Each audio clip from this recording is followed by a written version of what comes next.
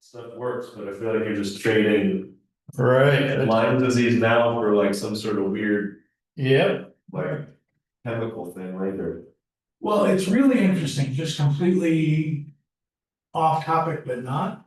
There's a fascinating piece of research that's being done around some of the most sort of famous serial killers of the 1960s through 90s. Mm-hmm. They all grew up around Tacoma, Okay. and they think it's lead poisoning.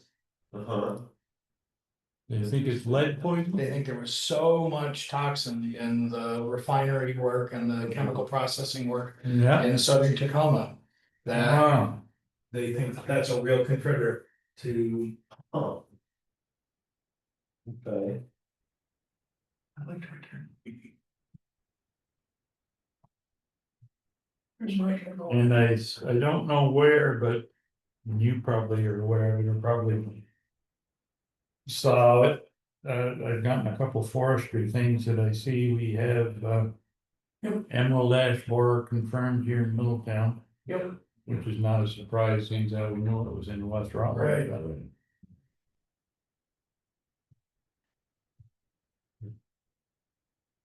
I kind of assumed that was already everywhere. Yeah. I'm sure it was, but yeah, they officially found it. There we go. All right. Welcome to the final meeting of this fiscal year of the select board. We are recording, and Terry, do a roll call for us. Sure, we've got the full select board here, Herb, Carl, Jerry, Sean, and Isaac. We have other town officers. We've got Jenny Talking Moonyak, we've got Sally Hockey from the Listers, Meredith Morgan, auditing on Zoom. Fiscal hire from the library, Bill Reed, our road foreman. Very good. Did I miss anybody? No, I think we're all right for now. Good. Great, thank you. Are there any additions to or deletions from tonight's agenda? I think maybe under other business, the ash borer. Oh, yes, I got that message too, so let me put that under other business. Yeah.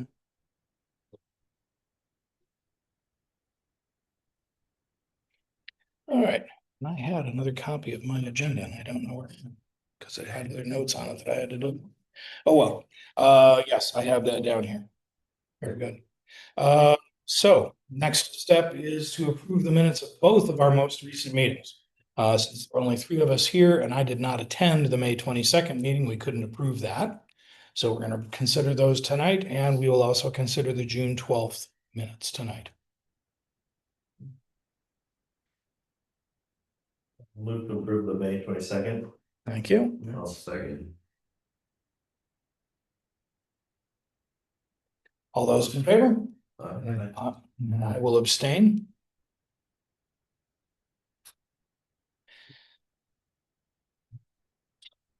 And then considering June 12th. It seemed like the last conversation we had about the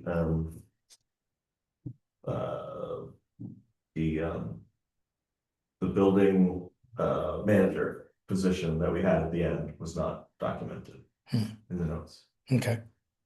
We will, I have that on the agenda as something else to revisit tonight, so. But barring that, I think move to approve. Okay, thank you. I'll second. Thank you. Further commentary? Turns out there are only the three of us there, yes. Yeah. All right, hearing none. All those in favor? Aye. Aye, Abstain. and two abstentions. Excellent, thank you. All right, is there anyone here as a member of the public rather than in their role as a town official? Hearing none, let's go into town officers, and Sally presented us a proposal for the townwide reappraisal at our last meeting. And I thought, given that Carl's had more experience with townwide appraisals than any of the rest of us, and that there are only three of us here, we should probably hold off on that and talk about it a little bit more tonight before we make a decision. So has everybody had a chance to review the proposal that we received from Nemrick. Toward the tail end where it says whether the listers are providing some services and the assessor. It seemed to be a little cloudy to me.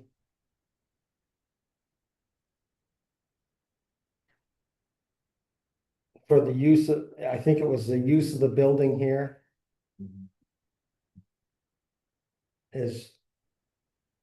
So I think it was just the wording of it. But once I read the whole thing, it somewhat made sense to me on where the listers were gonna play in this. On sending out the cards, the scheduling the interviews. And that sounded like it was all part of our listers' duties on this part. Right. And the assessor, I would say the listers are sort of the go-between, between the formal assessment and the townspeople. And as far as location, I mean, with the listers having an office here, we'll just have to wait and see if that's sufficient Right. for the assessors to use that space and that computer as well. I mean, given that they're not gonna be here, 8 hours a day, 5 days a week, certainly they could develop a space in the small conference room, put in a temporary file cabinet, work out of there, lock that room. And it did mention that they needed that an office in non-office hours, right? Yeah. As part of Yeah. it. yeah. Yeah. Access and. Right.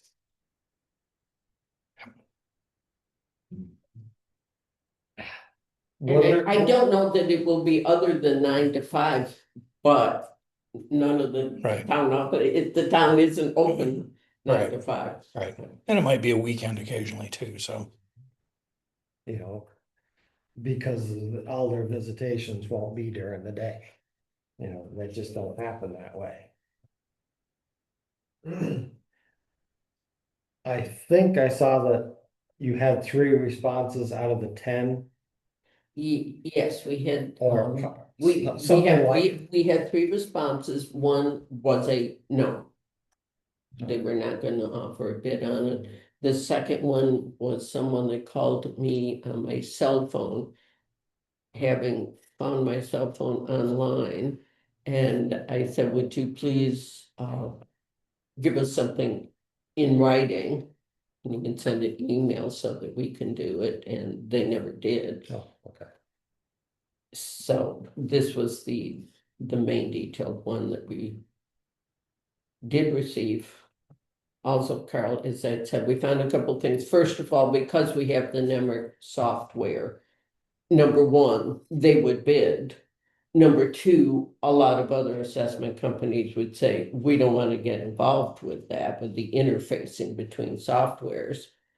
And a lot of assessment companies, I guess, do not bid on towns where there is no permitting. Because that's going to be one of their main sources of Right. information is going to be the permits, and we don't have that, so we're being eliminated from a lot of the assessment companies. And how long has Nemrick been doing appraisals? That's a good question. I can't say exactly. I know the software in the current version is from 2006, and they were in business before that, so I can't tell exactly when. Yeah. Cause he was creating. For 35 years. Over Okay. 35 years. Okay.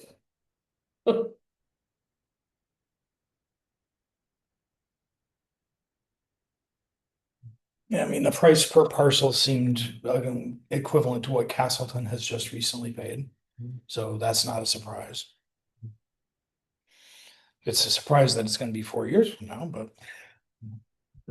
Except we were, Yeah, we're kind of. our district advisor Right. prepared us Mhm. for that. Right. That is what it is. And the cost per unit over the 480 something, 484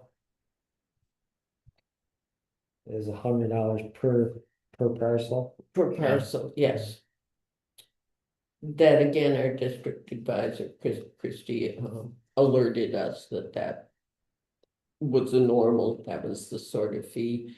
I can't see, the town changing that much. No.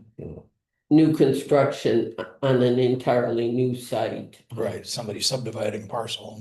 Yeah, there's a few, but Right. there's maybe one a year. The Anyway, 57.6 is more than $100 per parcel, Yeah, you know. yes, So but I that can- doesn't, that doesn't. It seems cheaper yeah, for an additional Yeah. parcel than yeah, the base cost instead of being more per parcel than the $100, so.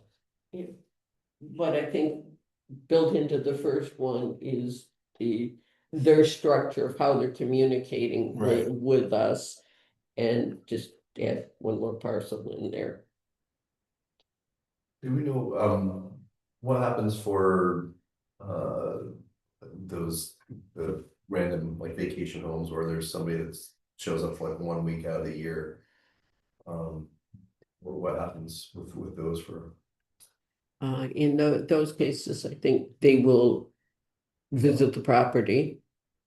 Unless, the other thing, if any resident, any property owner in town has the legal right to refuse access to their house or their property at all. Mhm. So if someone, a second homeowner, has, unless they requested that we not go on the property, the assessors would have to work from the outside.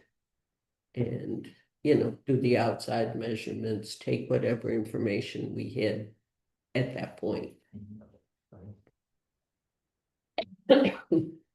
The sketching of the Yes, interior, well, the sketching is done on, it's a footprint of the outside. of the two stories. Someplace. Yes, It said, yeah, but it's not room by room, the sketching, we already have it, we already have sketches of a lot of the properties. And that will be, I had communicated with Nemrick beforehand that that's the status that we did have, and Good. since we have 4 years, I'm quite sure we can sketch the ones that we don't have. cause it says the upper and main floor areas of the dwelling will be sketched. Yes, The but again, that's part of their software, so they will know what they're getting on a sketch. Why? The finished basements that we have that has living quarters and that in the basement, I don't know. Would that be included in the sketch No, as living no, space? we don't divide rooms on the sketch, it's a basic footprint of the outside. And a basic footprint, again, on the house, when they're saying the second floor. Maybe it's say it's a story and a half cape with an addition, and it will just show, yeah, the cape part has the second floor. It's a half of, it's considered a half, and we have information on that, so it's a half of the footprint of that. No second floor on the addition, that's the kind of thing that they're looking for. I had the same question. I mean, I don't know their practice, but that language implied to me interior sketches. It implied to me that they were gonna have a ballpark of room arrangements. I would have to verify that because that's Yeah. not what. That's not what we learn in their software instruction. Yeah. And we don't assess on rents. Even if we're comparing to a bank appraisal.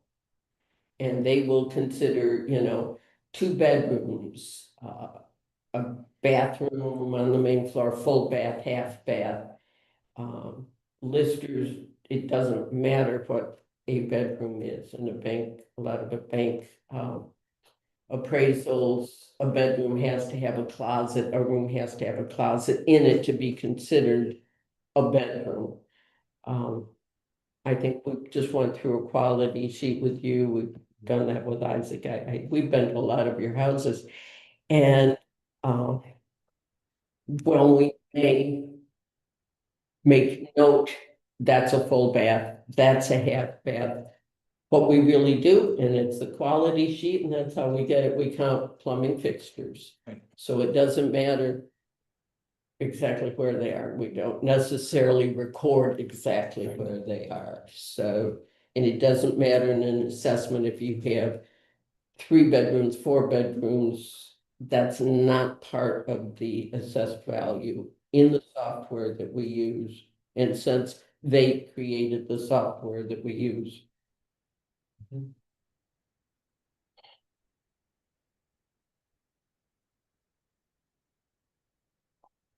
Any other questions about the assessment? One of the questions that I had was about, they will do a certain number of interior visits by arrangement.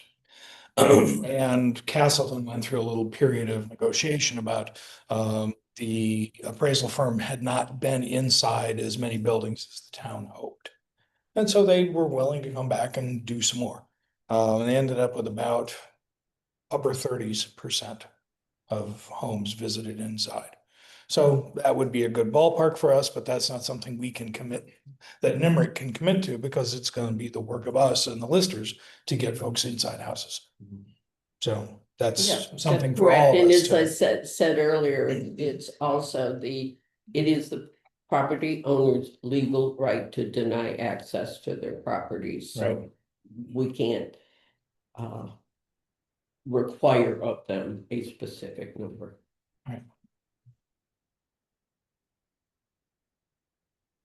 Okay, are there any further questions about the proposal? To approve the proposal, reappraisal proposal from Nemrick. I'll second. Okay. Any further commentary? It doesn't get paid until the year of the appraisal, and it gets paid in 12 monthly installments. So $4 or $5 grand a month for 12 months. All right, no other commentary. All those in favor? Aye. Aye. Thank you very much, Sally. And we have signatures on the contract, please, so I can send that back to them. Will do, and I need a better pen in order to do that. While we're doing that, let's begin with the treasurer's report. You have a lot, Did you say that was paid the year that they start work and then Yes. 12-month installments? When they start work, is that right? Yes. Thank you. Sorry. no, that's okay, it's important to get that.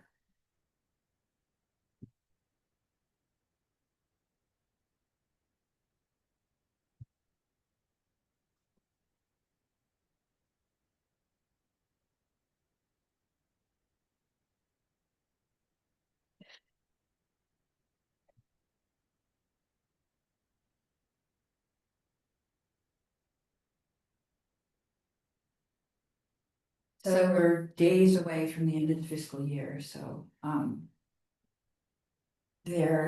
part of that is writing the final checks for the year, so there's a lot of them. There's a lot of checks for the appropriations that were voted on. There are, checks for, timesheets submitted by the listers and the auditors. And the regular people that submit their checks. There are highway checks, there are vacation checks, there are comp time checks. And then there are really a small amount of just regular invoices that we usually get. One thing I was wondering, Bill, is I don't see any invoices yet for Casella, things, so you didn't do it, or No, I you didn't meant- do it yet, or, they usually fill out at the end of the month, okay, so I wouldn't have anything. I mean, I call materials, but I would have Okay, a good. bill till the end of the month. okay, so then I'll manage. Yeah. Just knowing that I can manage, just kind of close the books. We had an okay, tax turnout. We're probably, as of today, $46,000 short. I usually guess it's gonna be around 40, so I sent out letters, a day or so ago, so hopefully we'll get some checks in. Within the next couple days, or at very least postmarked by, June 30th, so the June 30th ones can fit I'm into gonna this year. interrupt Oh, sorry, just for a sorry. moment and say thank you everyone for signing this, thank you for reviewing it, questions, your input, We appreciate I it. appreciate it. Thank you, Sally. So Jenny, that 40,000 is an annual shortfall?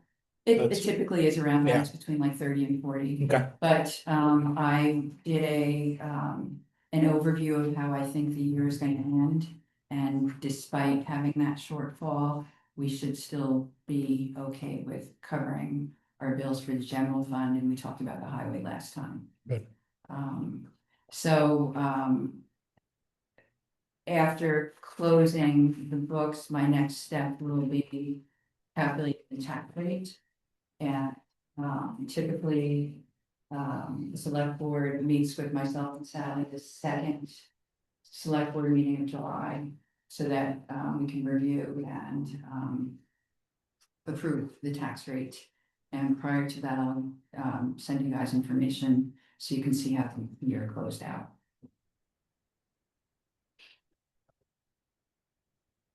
Any questions or comments?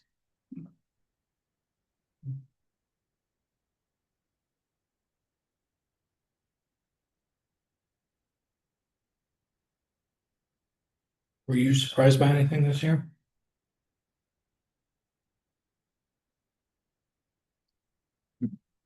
Good. Typical what happened every quarter, every final last of the year. No. Generally, the people that are late in paying, that doesn't mean they're paying the day after slackers, but Right. the other ones that just, they wait until they get the letter from me, and then they pay, and those people tend to be second homeowners out of state. So, Huh. interesting. So maybe they're not looking at Front Porch Forum or Right. newsletter or the sign, Right. whatever. Or they don't put it on their calendars, or they don't care. Maybe because they're second homeowners, they don't care about the penalty. But it also implies that the home's paid for because their escrow company isn't doing it. So- Right. Exactly, yeah, so. But that's every year it's the same. I'm not surprised. And that burden falls on you to send them letters every year too. I send the letters every quarter, and then at the end of the current tax year, I send out the final letter for the fourth quarter, and then on the 30th, they become delinquent, and I hand that over to our delinquent tax collector, and she's part of it. Collecting. Have we still been collecting delinquencies? Have they I- still been coming in? I don't know, I haven't talked to her. I guess you could like look back from month to month to see if it bumped up. Oh, really? I don't think so, I think, and also I think that large part of that $33,000 that's there. That was from current taxes. From last year that came in to July. The only thing I know, Carl, is that there still is the payment plans that Deborah put into place are still effective, and it seems like they're still abiding by it, but there is one of those individuals that is deceased now, so I don't know how that's gonna work out. Mhm. So I'm old enough that I don't trust my hearing anymore. Did you say that Heather has left town, has moved out? No, okay. No, I'm sorry. No, I haven't heard from her. Oh, She's just doing her thing and. Okay, I heard something about she'd moved to Yeah, Massachusetts. or she's got a Connecticut. different, Oh, okay. uh. Way she handles business than her mother did, so. Deborah was very communicative, Heather handles it on her own. Yeah, good. All right. Did you, Everybody's fine with me. did you end up purchasing that card reader? For the, Yes, yeah, and I ended up getting, the one that's more expensive, but it's got better reviews, and I think it's gonna be purchased, the bank is purchasing it for me this week, so. Oh, good. I'll see nice. that and get it sent. As a check processing machine. The check processing machine, that'll make it quicker. Great. Yeah, Good, um, good. yeah, and so that's a one-time fee and it'll cut down on the mileage costs. Yeah. And then, in the phase of setup for the online payments, I don't know if you weren't here for that, but maybe for one discussion, but our taxpayers are gonna have the opportunity to click a link on our website to either pay by credit card or pay online for a small fee, or they can come in here and pay by credit card too. So I'll send PR out on that as I get it more finalized. Good. So yeah, we're moving on. 21st century. Wow, So- watch out, here we come. Yeah. Ooh, that's okay. All right. So this will come up later in the meeting, but I want to just give you a heads up that the auditors are continuing to ask us about a credit card policy Oh. and the development thereof. Yeah. And I've tried to be clear that neither the town clerk nor the town treasurer are charged with the management of the card, and so we have to figure out a different way around it. And one of the things that came to my mind, and we can chat about it now a little bit, is would it be reasonable for other town offices, other town officers who felt the need to purchase something, and a credit card was the most effective way to use it because they're buying online or whatever, simply submitted a requisition to the select board. And the select board meets every 2 weeks, and we go down the list of the 2 or 3 things that people have asked for. We can say, yes, you can buy the $250 worth of this, or you can buy the $1,000 worth of that, but that would be a board decision. And that then the select board chair or the select board administrative assistant would actually make that purchase Mhm. on Friday after it was approved on Thursday by the rest of us. And I can't think of anything that would be so urgent that somebody would have to do it like on the fly on a Monday morning. Well, I like that because it's giving approval of purchasing Right. something rather than after the fact, and then, you see a huge expense or whatever, and you're like, not that there has been any, like, Right. the only big thing I could think of is when we were buying furniture. Mhm. But we came to the select board and said, this is about the Yeah. budget that we need, is that okay? Yeah, I mean, even, if somebody needs to replace a file cabinet, it's not like on fire. They don't need it tomorrow. So Mhm, waiting 2 weeks doesn't feel burdensome. mhm. I would just say that currently the town's purchasing policy says that anybody who's a designated agent or whatever the term is, as long as it's less than, I wanna say $5,000, they have the ability to do that. That's what the current policy is saying. And we certainly. Yeah, Right. I just, I mean, cause I feel like we should do the same thing, and I'm in favor of making staff do that. Time of process feels cumbersome and unnecessary. It would, those purchases would be included, in the, I don't know, it just seems like it doesn't follow the town's purchasing policy. I think if that's gonna be, and I just think we need to, right, maybe we need to figure that out. Mhm. Yeah, and it just seems like another step, like unless there has been an issue, I'm giving both sides here. Unless there's been an issue, with something untoward happening, we've been just saying to the select board, we're gonna, Usually it's office supplies and postage that we just purchase. Right. But if it's bigger things, we usually bring it to the select board. Right. Yeah, there's usually a conversation about It's a bigger conversation, things. yeah. I mean, the limit is huge, but nobody would ever make that. Yeah. Make that purchase without Mhm. talking about it first, but Yeah, Yeah. I have to look Yeah, back at that because, yeah. yeah, cause I I feel think like we- we maybe changed it to fit with Yeah. the grant stuff. But if it applies, it's now the town's policy, right, but and who those agents are, I don't know. I mean, it's I Yeah. think it might be the, I mean, we wrote that in light of the road foreman.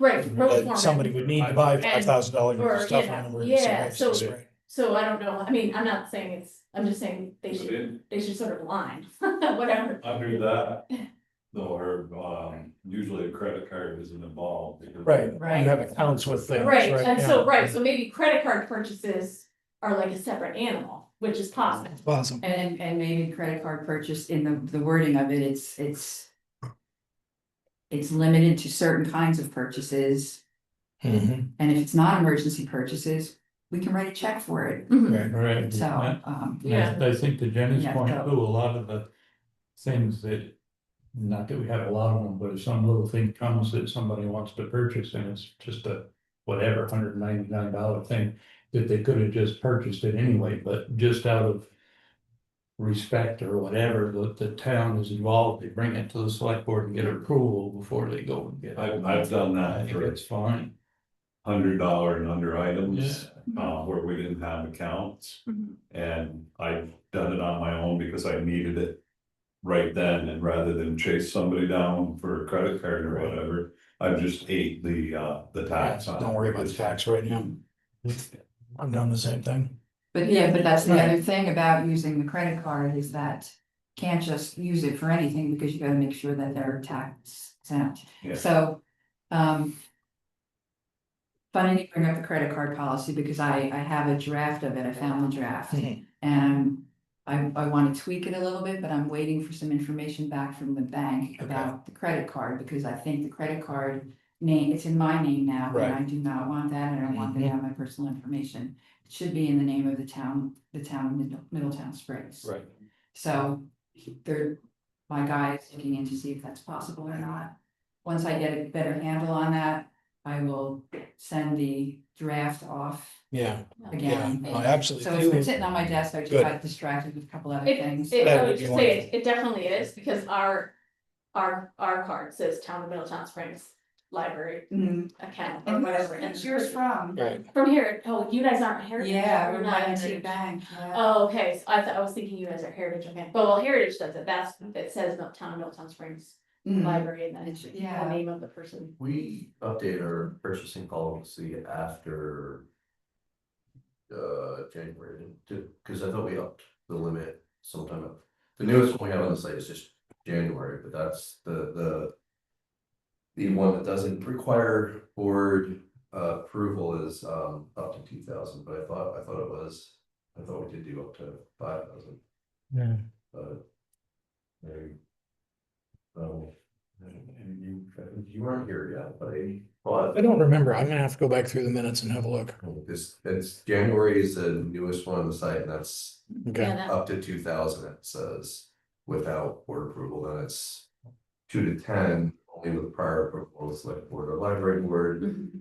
and then, and that's minor purchases, and then, major purchases, that's, review.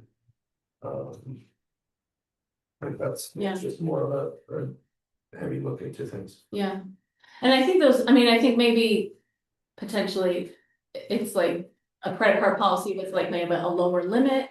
I just think those situations where oftentimes Kimberly is buying things for like a fundraiser or, just little things, cups or plates or whatever things, but that need to be purchased and to try to bring it forward or to ask staff to pay with their own money and get reimbursed, like, Right. I don't know, I don't like that Yeah. either, so just figuring out where that balance is between. Yeah, right, and I The think, ease of it, but also being able to account for. yeah, it. the difference for us is that we have, the listers might need something, the auditors might need Right. something, the town, the trustees and public monies might need Right, something. yeah, And rather than give them the credit card to go buy something, we could Oh. have them come to us and say, we need a $300 file cap. And You know, we would approve it or not. it used to be that. And maybe it still should be, we'll discuss that when we go through the policy, that the credit card would be used for things that there was no other way to pay. And as the world has evolved, like our Carbonite, software and our, Windows 365, they update automatically through our credit card because there is no other way. Right. To spread it out to whoever wants to use it or needs to use it, that creates an accounting nightmare. Because every month then you have a list of every different category that these items go to. And then at the end of the year, when I do the itemized vendor list for the select board, there's, let's just say, $5,000 for an M&T Bank card. Right. So then I have to go back through, because I don't get a recap from them, every single bill and manually try to figure out what goes Right. where. And if it's not necessary, I don't think it has to be done. Okay. Yeah, If we know in advance, we can pay by check. Right. And if it has to be a last minute check, I would rather do that than use a credit card. Okay. I can remember at one time they had a petty cash thing going on, and that was such an accounting nightmare. Mhm. Nobody ever knew where the Right. money was, or Right. receipts weren't getting turned in, and then who's in charge of it, so I was dead against that when I was on the board. Yeah, That kind of that's, went away. yeah, I can see the same thing happening. just- so just things to think about. Yeah. Until we go Yeah. through it, but. But we'll definitely look forward to your thinking on that. Mhm, It'd be a big, yeah, big yeah. help. Obviously, you know, I have some opinions. But also couldn't all the different folks be, I mean, that is terrible that you would have to, at the end of the year, go back and like. I do. We shouldn't it be everyone's their job to give you a list of like, here's all the things. The bank. Well, no, like the listers or, you know, like whoever's doing Well, it. everybody gives me a receipt. No, I like a report saying this is what I, so that you're And not what like category? guessing. Yeah, like what category it Yeah. was and, Yeah. I don't know, just like some kind of. Yeah, easier said than done, because Yeah. they don't work You're for still, me. right, you're still Right. just like Yeah. checking everything, yeah. Yeah, and I still have to hear it, yeah. Yeah. We could really jump in head first and say we're not doing anything of it crypto, There you go. That's right. which I can't wrap my little humor in. Yeah. Yeah, I know the financial Not even dude. close. But yes, it's on my radar, Herb, and I'll, Okay. yeah, Thank you. probably after the taxes go out. It's not urgent. Yeah. No, but I just want to get them off our Yeah. plate and just. Yeah. Yeah. Yeah. And one thing to think about is whether or not, and we can talk about with the auditors as well, whether or not that should actually just be built into the purchasing policy rather than be a standalone. Hmm. So, Yeah, there were sample credit card policies though that we have. Hmm. I can't remember where they're from. Yeah. Right, typically they're from VLCT, if like it was from VLCT, maybe it's okay to do Right. a separate one, but if it's not, maybe build. Yeah, I wonder how that's not just part of a purchasing policy. Yeah. I don't know. Mhm. But then, yeah, okay. Yeah. Oh. Uh-oh, you know, it's not. all right, this discussion's over. All right, hang on. Thank you, Ken. And thank you for your diligence throughout the year. It's just, it's so nice to just blow it off and know it's taken care of properly. We love it. We rely on you. Yes, we do. We appreciate it. All right, let me turn the appropriate features on here. Meredith, are you here as an auditor to discuss anything or just to see what's happening? I'm just auditing. Oh, you're muted still. I am just auditing. Okay, very good. Since you're here, I will bring you on. We did have a discussion. Well, a couple of days ago when the auditors were meeting, they were asking about our process toward hiring for a town-wide audit. Obviously, the trigger for that would be spending $1 million on the library funding within the space of one fiscal year, which it seems likely we will do. And so that necessitates an audit, which is an agency-wide audit. So basically it would be a town audit. And it would have a special focus on the grant spending, but it would be a town-wide audit. So I am happy to share the RFP that we used last time to find audit provider. I think last time we sent that out in November of 18. And we had somebody sending us, we had a contract in place and preliminary work being done in January of 19. So the turnaround was pretty quick. And then they were here during, I think, late spring, early summer of 19. But basically the audit would be of the 25-26 fiscal year, because that would be the year in which we would be doing the grant expenditures. So I'll bring that to the next meeting and we can talk about when we want to issue that. So because God knows we can't get an appraisal for 4 years. Let's make sure we can get an audit on the books in a reasonable amount of time. Crystal, I don't remember, is money from the grants the library has received allowed to be used for the audit? No, No. So, yeah, so how will that work? Of course, the town has some money Right. saved, but I would think the library would need to put in some as well. Because it's gonna be more costly. Hmm.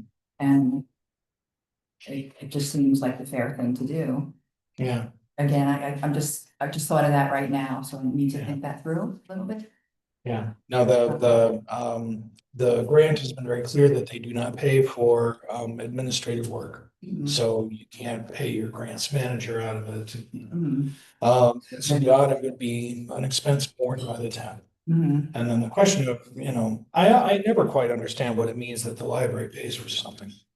Town pays for the library, except for in as much as fundraising augments things. yeah, So it seems to me it's a town function. And yeah, if the town's gonna have an audit, then the town's gonna have an audit, yeah. but. And I don't know, I mean, maybe a grant makes it more complicated and that's more expensive, I don't know, maybe that's true. I mean, to Yeah, your first point, right. yeah, The reason it's getting triggered is because of the library, and Right. I think if the library, even though they're a subset in the way of municipality, it still is an autonomous unit. right, yeah. And I don't think that it's true that it's being triggered by the library, I mean, we are assuming that we will spend more than $1 million in that Right. year, but we don't know that we will. Mhm. And the town needs to have an audit anyway, like Right. it's time or whatever for an audit anyway, so I mean, they're both just happy, I think it's just makes sense to try to plan for it that way, rather than have it come up and be, oh, crap, now we have. We don't wanna be surprised, right? Right. So I think I'm certainly. Especially if there's 4 years lead time or whatever it is, as it turns out, we can definitely plan for that. I mean, if it's gonna happen, well, I imagine the town will be in the same boat, like, if they said, well, we can come next week. It's gonna be $50,000, I mean, Right. I think we would both probably be like, well, we don't have that. Wait 4 more years. Right, Yeah. so, certainly we can, yeah, Yeah, just- we can talk about Okay. that, yeah, as to how it shakes out. Yeah, the last audit was 25,000 roughly, 24 something.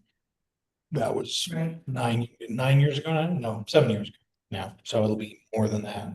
But, and auditors never know what they're gonna walk into, right? So the last time they didn't realize what a shambles our public funds were and that we hadn't had very good oversight over that.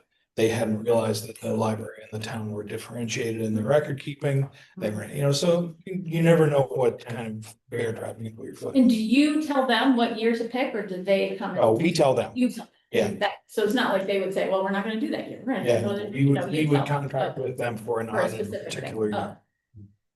year. And you would be wanting to do that sooner than later because you can also tell them when you want it done. Right, So, hopefully it won't be a 4-year lead time, but if they can do it in 6 months, you just say, well, we don't need it in 6 months, we need it in 18 months or whatever it's going to be. right. So I would, the auditors were concerned that we need to get that RFP out sooner than later.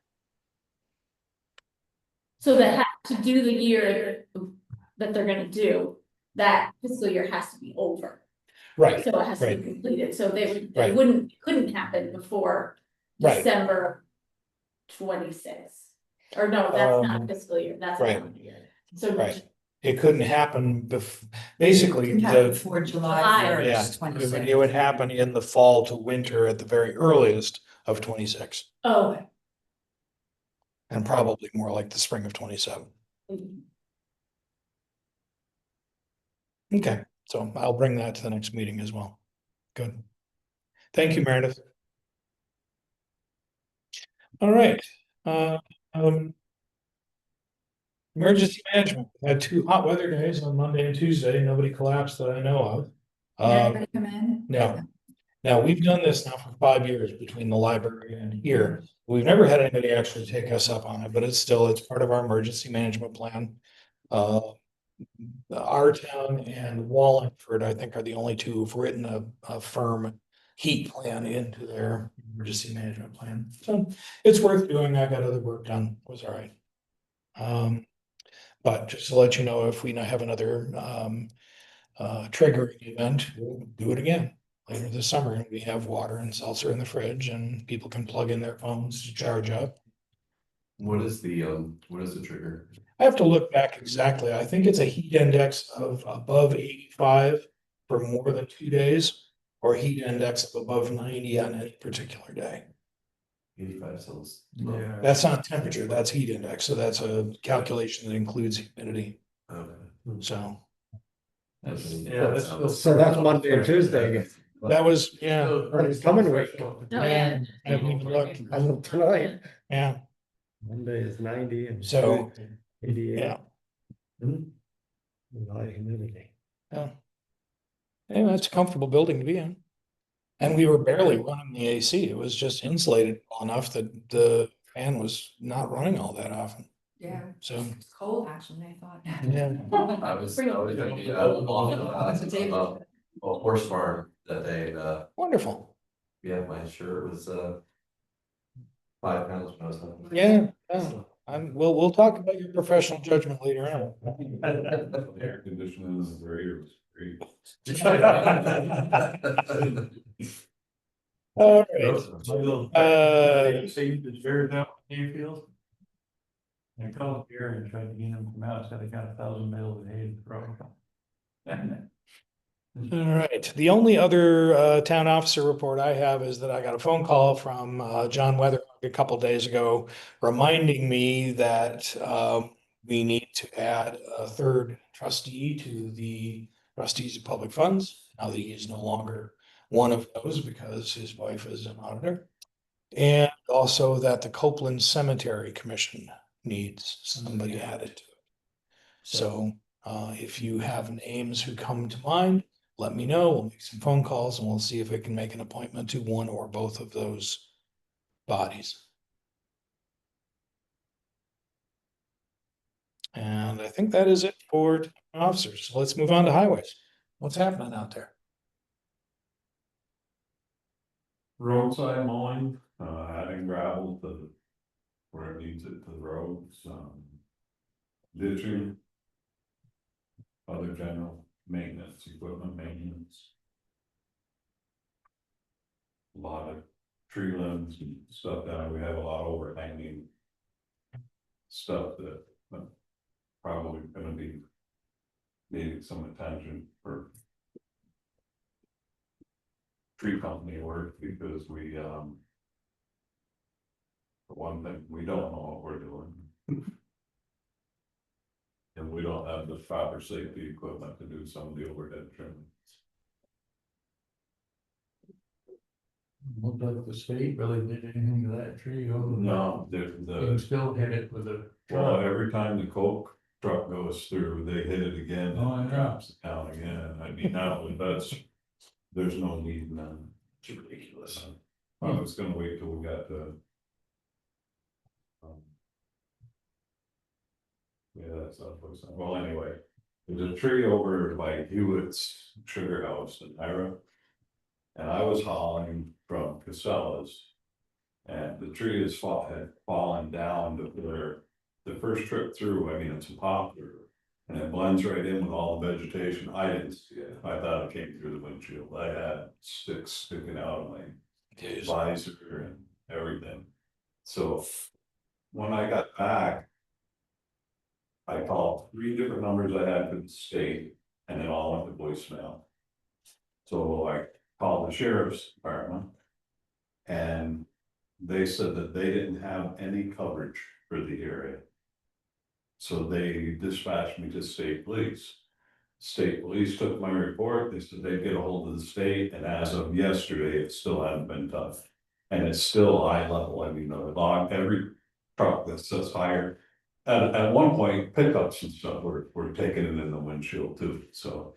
I don't know, I thought the whole purpose of us going in on that, combined efforts from the sheriff's department is so that the towns that are involved in that, you would have coverage in the general area at least. And I told them this was a safety issue, it was an emergency, and that someone was either gonna get a broken windshield or get killed because the pieces that were flying down into the road, I mean, it seemed like every time I met a car, it was right in that area. So I'm trying to, once I had it almost come through my windshield, I was aware of it, and I was slowing down coming into it.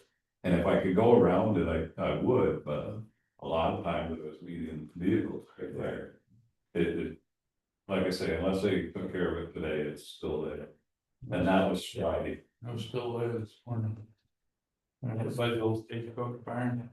It's just about in the road, it's not, the end of it's not very big, I don't know what the trunk is, but.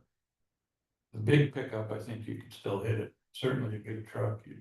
Well, I think it stuff's down to like that now, but it was Yeah, some good sized stuff that was there first. I mean, take somebody with a chainsaw 10 minutes, 15 minutes to. Cut it off and get it out of the road, but. Or away from the edge of the road, but. It's not. There was 2 state pickups and 5 state guys standing here when I went to Bolton this morning. And here on the lawn. You probably didn't see it. Well, and that was another issue, was the traffic control people that they had. That was just an accident waiting to happen, that was a nightmare. It's a pretty poor flagging practices out there. They were standing, like I came through once, there was a truck on this side of their work zone. And the traffic control guy was standing in front of the truck, so coming onto it, he came to the truck. And he was in front of the truck, I couldn't see him. And they were setting their signs up like in the blind corners. You'd make it around the corner and right on the job site before there was it was just, they would have been better off without anybody there. There was one guy that was spinning the sign a little bit, so I didn't know if it's like a red light, green light. Yeah. Just right, well, I ran into that, it was reminding me. Yeah. Reminding me of having somebody that used to work for me. You have the flagger, you got 3 guys sitting on the guardrail next to him, they're motioning for traffic to go, and he's got his sign on stop. And then he's getting pissed off because you're not going, he's still got his sign on stop, he's motioning Right. for you to go, it's just Yep. a friggin' nightmare. If it was the town, I would have called Wade, told him what was going on, and I'm sure they would have got a visit, but.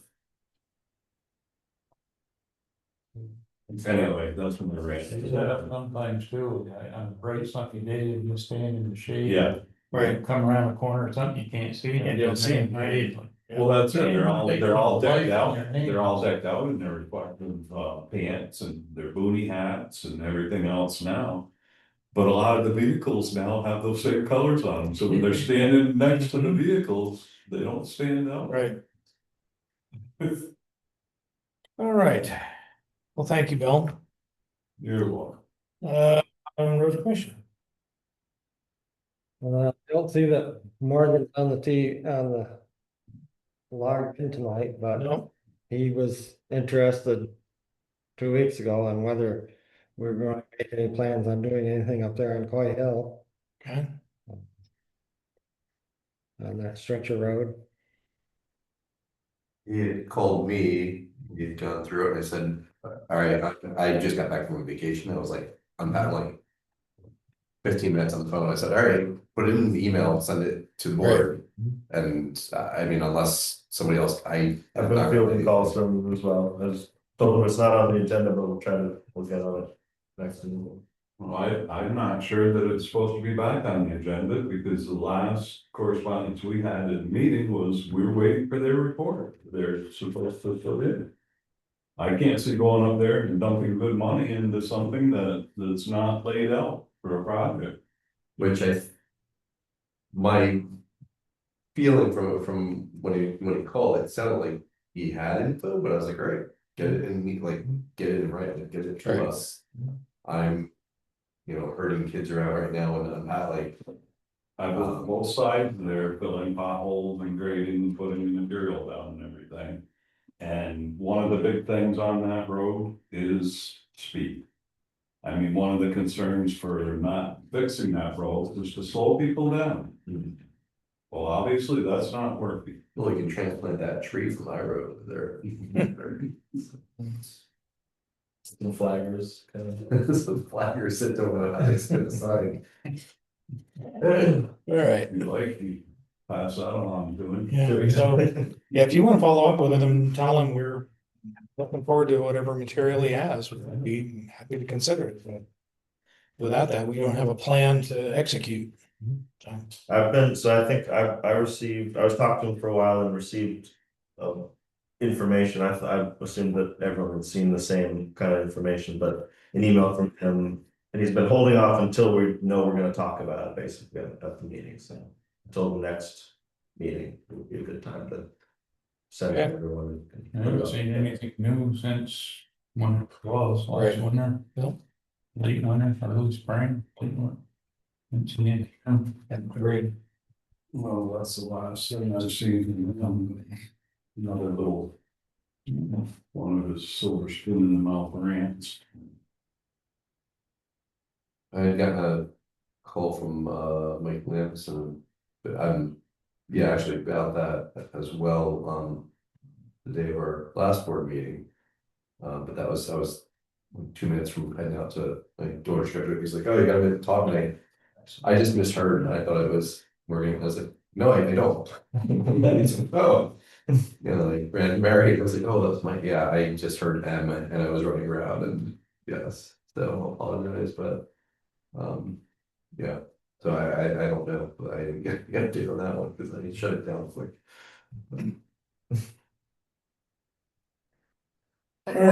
Quick,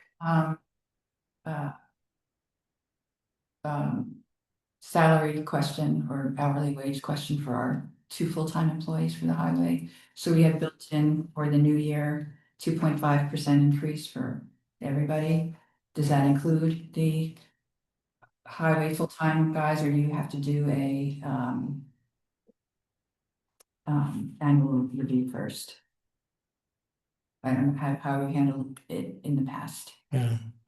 And why I'm asking is I used to just automatically do it, but then last year there was something in the minutes about the board approved. Right. So Yeah, I just wanna know how to. Yeah, that's a good question. And then one of those procedural things I'm not really clear on. It is time for us to do our annual personnel review. And for Bill to review for Philip. The 2 people that we review are the road foreman and the transfer station Oh, right, lieutenant. And so I would assume that based on a successful review, that the increase in pay would be triggered. But that the review should come first. That makes sense? And that the increase in pay, if it's awarded, would be retroactive to the beginning of the fiscal year. Yeah. That should be. Does that seem appropriate? I think that's the proper way, yeah. Okay, so I will put personnel review on the agenda for our next time. We'll go into executive session, chat Yeah, about because that. it's shame on us or whatever for not having it done, not. Mhm. Do we have those employee. forms here? I think Herb, you gave them. Yeah, we have. To me before. Oh, Yeah, I think we might have them somewhere. okay. All right, yeah, that's good. Okay, so I'll consideration. I hear- appreciate that. Thank you, Jenny. Yeah. All right, the only other thing I have under town highways is that we're about to enter a new fiscal year. And we're about to enter a change in how the road crew is structured. It's, I think, time for us to have a conversation about the road commissioner. I went through, I've given everybody a copy of the 2009 description, which is the current description, page 149, 150, or whatever it is here. 148. There it is, page 148, 149, all right. One of the questions we had last year was that Carl had requested $20 an hour as an hourly rate for doing this work. I'm never comfortable asking people to work for nothing, so I'm fine with that. But that's part of the conversation. The other conversation is for Carl. Are you comfortable executing all 16 of these items that are part of this? In terms of contacting DigSafe, in terms of applying for grants, in terms of maintaining permits for work in the right of way, things like that. Does all of that fit with your understanding of what you would be interested in doing?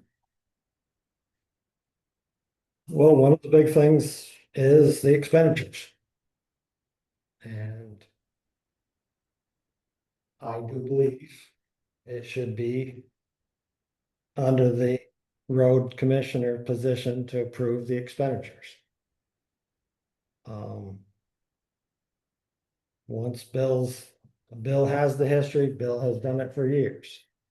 But once Bill's gone, the system that's in place, this board needs to be involved in spending the money.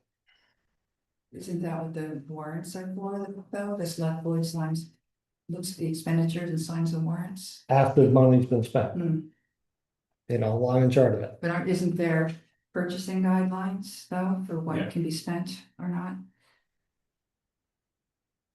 Just. I honestly, I think, Fairness. I was a part of, I was on the board, I was a Right. part of the board meetings. With this whole thing, I think the board should really just sit down and rewrite the whole thing. Because it's totally different. I was the road commissioner and the road foreman. I had 100% involvement in all of it. As far as a road foreman, he is every day on the job. Picking and choosing what needs to be done because the priorities change on a daily basis. Unless you're gonna make the road commissioner a full-time employee that can be right there, readily available every day, then that's not gonna work. And you're gonna have, there's a good chance you're gonna have the road commissioner's position changing. Every 3 years. Hmm. There's a possibility of that. Right. So you're not looking at getting someone educated in doing these things and writing the grants and everything and knowing that that person's gonna be there for years to come, because it's probably not gonna happen. I think that you need to get on a wave where the road foreman is actually picking up more duties with more responsibilities, a better pay rate for the road and benefits for the road foreman. That way you're gonna get someone training, there's gonna be an incentive for them to stay. And I think that's the route to go. As far as increasing the road commissioner's rate of pay, I am totally against that. That's not what that position was set up for. The whole thing with how really can you even do that? I mean, it's an elected position, the rate of pay was set when that job was, when I had the option at the same time, Carl and I tied for write-in votes. What makes you think that at $20 an hour, I wouldn't have accepted it as a retirement job to go back in and doing that? I think being an elected position, you can't just change the rate of pay. That rate of pay was set when that job was accepted by the one who was elected to do the job.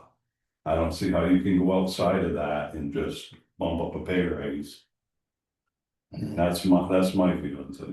I mean, I pretty much set the stage where you even had to charge to that line item. For years, that was a Christmas bonus. Nothing ever got done. There was never a grant written, nothing. There was a $3,000 line item that the road commissioner was just paid annually. Not charged, nothing charged to it. Took me 3 years to get it on the ballot to be an elected position. And that first year that I was elected as road commissioner, the select board at that time cut that $3,000. And this is all stuff you can go back and check the records. They cut that $3,000, that line item, to 1,000. I wrote 2 grants, 2 successful, decent grants that year. And didn't charge anything to that line item. And I didn't just have a check cut. I mean, it went back into the budget. So I think when you're looking at those things, anyone that wants to be the road commissioner, it's the same as somebody taking a select board position. You know what you're gonna get paid when you accept that position. It's already set, pretty much set in stone. And you're doing it as a public service, not as an income. And that's why I don't think that there should be a precedent set to change that rate of pay. That might mean, that's just my thoughts. Yeah, probably that should have been. Worked out before the election as well as the responsibilities. So maybe this could be set for the next election. Yeah, I mean, for me, the thing that my concern is that, yes, the road commissioner, as written, has responsibility for oversight of major expenses.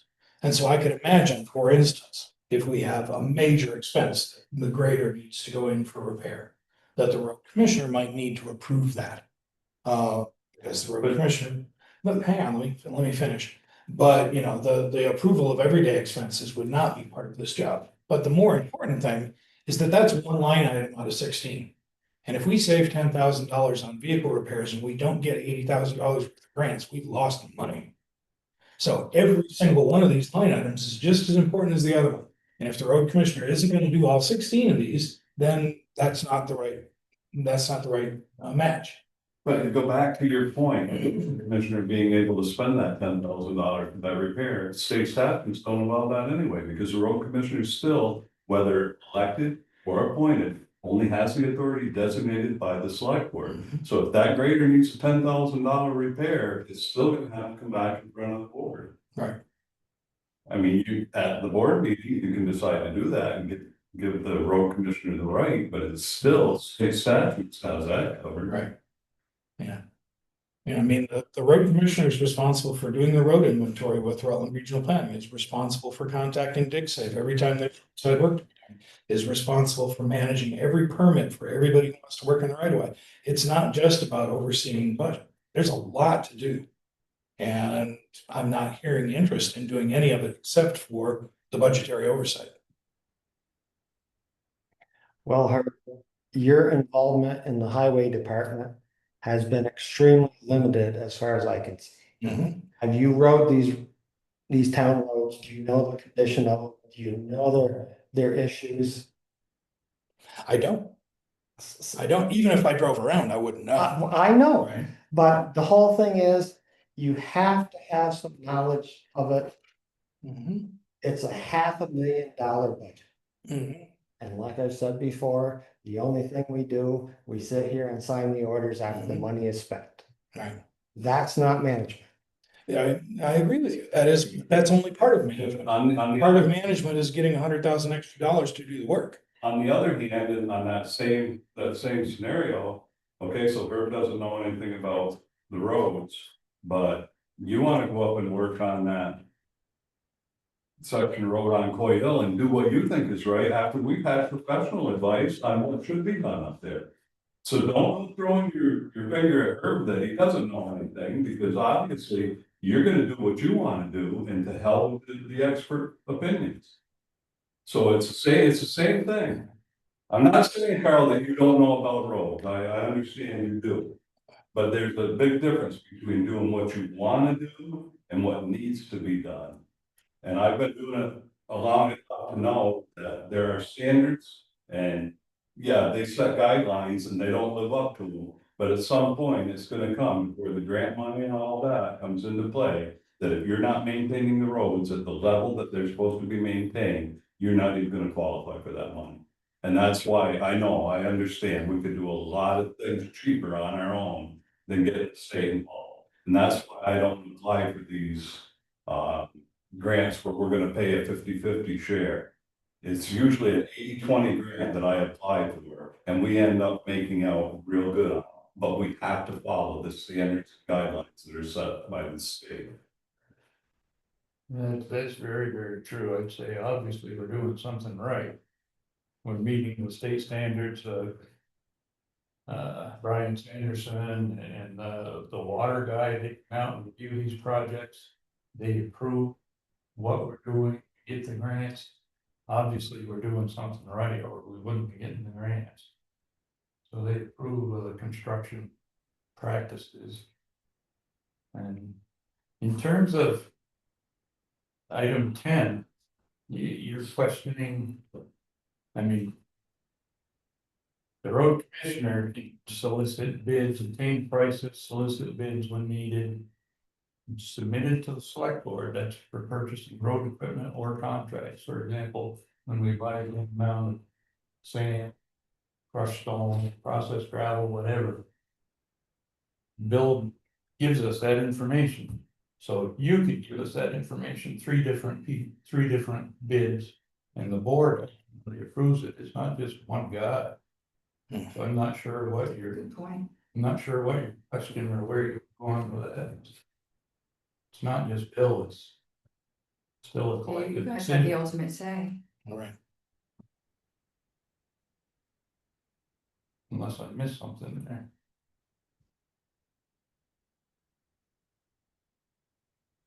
What was decided before that it was gonna stay the way it was? Well, Bill was still here last October, he decided to stay another year. So. If you want to change it. Want me to start doing this, that's fine, Well, but basically it's gonna happen with the employees. And it's not gonna work, Mhm. you know, Right. it just won't work Well, with me having any oversight. Of anything here Mhm. Well, I mean, until the 1st of October. well, even with that though, and I'm gonna come back to that, I'm not seeing the word oversight in here anywhere. I want to be really clear that the road commissioner is not in a supervisory position over the road foreman. That's not how this works, right? The road commissioner is basically the select board's administrative assistant to make sure that the highway functions are being done. And doing many of them him or herself. So this is not about oversight of a road employee. This is about approving permits to be done in the right of way. This is about all of these individual line items of effort that the road foreman, and then Bill has done as the road commissioner, I should say, does outside of the scope of work. It's not a hierarchical arrangement. So basically, the road commissioner, although an elected official, kind of is the select board's eyes and ears. And the select board's facilitator of statewide paperwork. It's not anybody's supervisor. So I think the word oversight gets us in trouble. It's not about any kind of oversight. and to the oversight portion of it, me being both, even. Especially month season where a lot of times we get into a situation where I would have to go outside of the purchasing guidelines. It was set up, that's why we had a liaison. Right. And knowing that the board approved the liaison to be able to make those decisions. And I wouldn't go outside of letting Terry know if we had an issue and needed something like that. He would make the calls and we would continue on. So it's not like having to have someone overseeing the whole operation all the time. Right. I mean, this is specifically about oversight of the budget. And the reason why this matters so much right now is we're about to bring on an employee who doesn't have experience with writing permits for road right of way and road work. We don't have an employee who's got experience writing grants, writing proposals to V-Trans, coordinating with other state agencies, doing the road inventory with RRPC. We are bringing on a road foreman who doesn't have any of that experience. Therefore, the road commissioner is going to be crucial in doing all of that work. We can take for granted now because we've got 26 years experience sitting in the seat. The next person does not have any of that experience, and the road commissioner is going to have to do all of those things. And to So- point out another thing, it's like, you know, asking the road commissioner to be involved with the markings for dig safe and that. I've already started getting those, he did all of the scheduling for dig safe on the culverts that we've just replaced. Because something like that really needs to be the road foreman, the actual guy working, to be able to know what's happening. What are you laughing about, Carol? No, Yeah, that's why you, I mean, this, what it says right here. There has to be that working relationship between the road commissioner, as it's written right here, right, and the highway crew. right. You know, the road was marked for dig safe to know where to flag up there. Right. And they came and flagged it, you know, but my point is that it's gotta be the road foreman doing that stuff, because weather conditions, everything changes. And a lot of times you have to regroup, reschedule projects, and to have to chase the road commissioner down every time to be involved in that stuff, it's not gonna work. It'll never work. The only reason it has for these past 100 years is because I've been involved. Has it 100 years? It's been darn close. It's aged me a bunch, I know that. I mean. Like he said, Right, you know, I went up through there when the road was white, where they're marked. So I had my feel that they were gonna be working up there. I went up by and see that it was all flagged by dig safe. And that it would appear that the phone lines ran right across the top of the culverts. That they probably existed because they were supposed to be dug around the end of them when they were installed and they No, weren't. The original ones were. every culvert except for 2 on Little Way Road. Everything was bored at least 3 feet under the culvert, because I wouldn't allow them to put it out around here, because that's where they're getting hit when you're doing your ditching and everything. So there was, in the contract with VDOT and everything, they had in their boring machine, and I insisted that they bore under every culvert in town. Cause it was the outfit out of government, New York, to plow right through them. When they buried cable. That started the whole controversy. So, you know, but it showed it going right straight down the road instead of out around them. You know.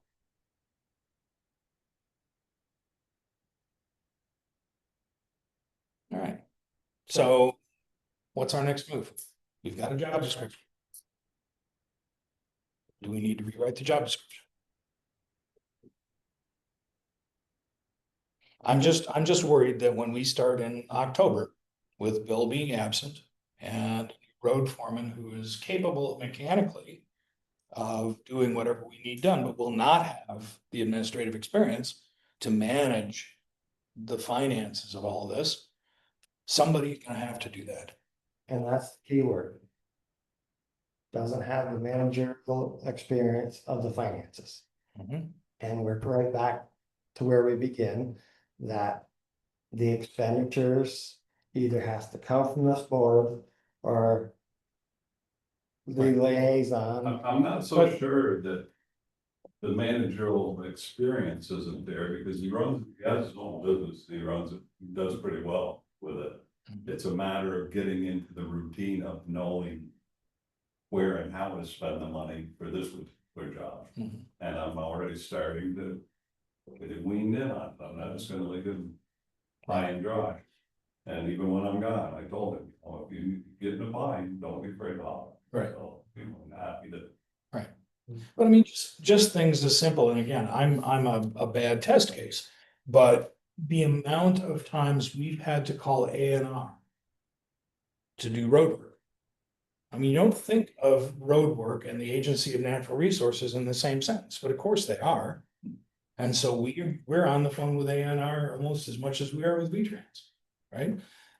That's not part of the scope of work that the road foreman, at least according to this, is charged with. The road commissioner is charged with all of that. And management of the finances has two halves, it's expenses and income. And I really gonna push on that income. We rely on income that is not part of the tax base to get this done. And so if the road commissioner is not going to bring in money, the road commissioner is not fulfilling this work. So that's another big chunk of this as written job description. So you described it once as, sitting behind a desk. Oh, yeah, a lot of it is, even as written here, not just the stuff that we tried to put in place 3 years ago. This is about sitting behind a desk. This is not about driving around the roads.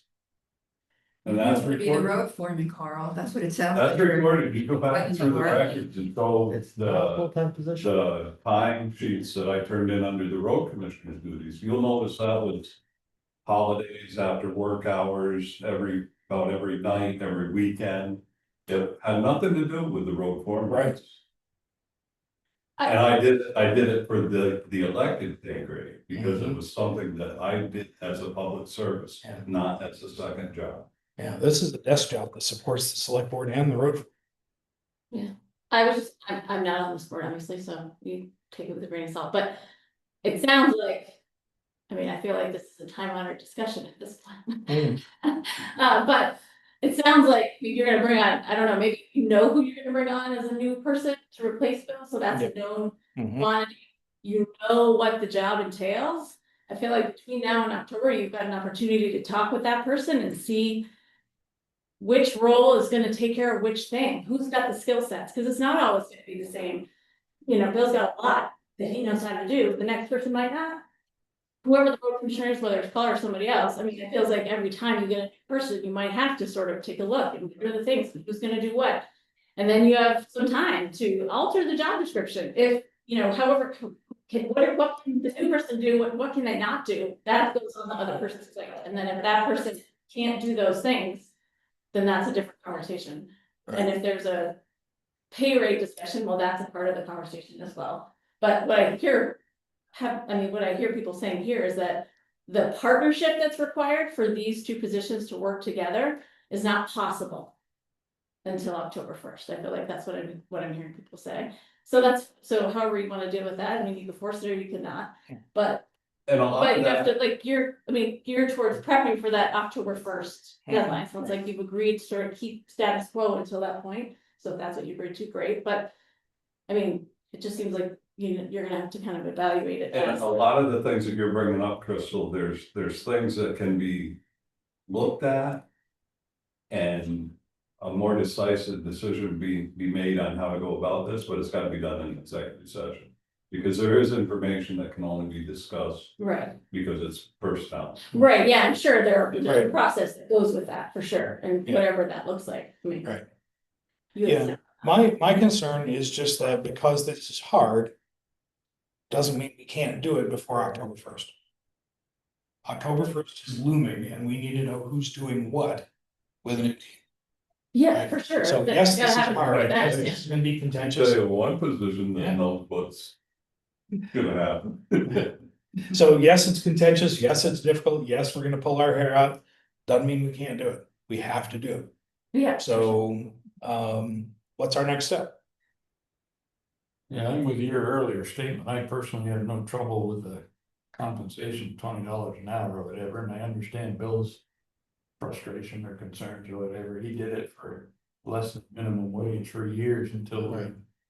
I think Jenny pointed it out to us that we probably should not be doing that, but so anyway, I mean, the rate of pay, that's not a big deal in my estimation or my opinion, but yeah, we do need to adhere to some of our bullet points, to some of our descriptions here.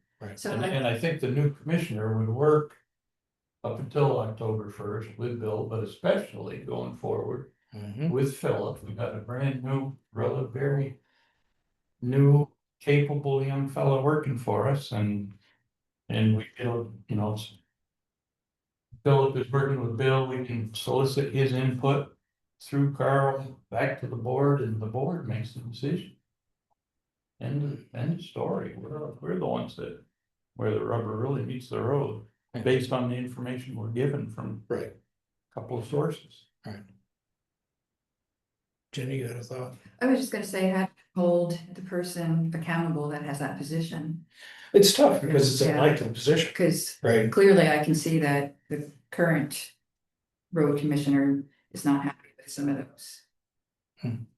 Yeah, I mean, Tasks this that, is- that you, there's a disconnect here between what the select board thinks is important and what the road commissioner thinks is important. Yeah. And so I just fear that things aren't gonna be accomplished. Right. And there's no way to hold that person to accountability, Yeah, I mean, this is. any elected person. Yeah, as an elected position, Right. all we can So- do is make our concerns clear if we have them. And the voters will do as they do. Right, yeah. You are correct. Yeah, we've been through that before. Mhm. And nothing you I can just, do. I know, I You can- just, yeah. Mhm. Write letters and whatever, but. Yeah. All right, I mean, I can just stick this on the agenda again next time, but we're not gonna have anything prepared to move forward. What's our next step? How do we move at least 1 foot beyond where we are right now? Yeah, what do we, is there something that we need to take out or something we need to add in? Anything that's not crystal clear or whatever, I think the board would work with the people involved.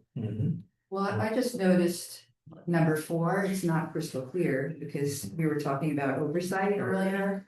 But then I see a word in there that says supervise. and I Work think it's closely supposed to with- supervise the administrative. Administrative But- capacity.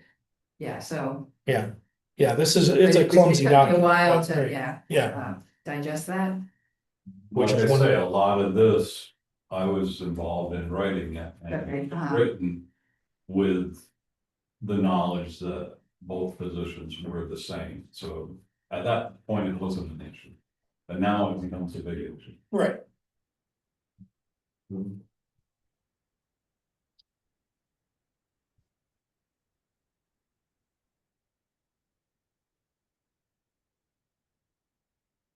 I mean, to Crystal's point, do we need to have another meeting with all the individuals involved, including our potential, our future foreman? And talk about some of these so we can divvy it up? Is that one of the ways this goes, or is that not? Something that we could do. I mean, we could develop kind of the equivalent of an MOU. To say that as a board, this is how we understand these projects will be parsed out across these work groups. That's a possibility. I think it wouldn't be a 45-minute meeting. It would be a day long and we'd have to bring in lunch. It would be a serious conversation.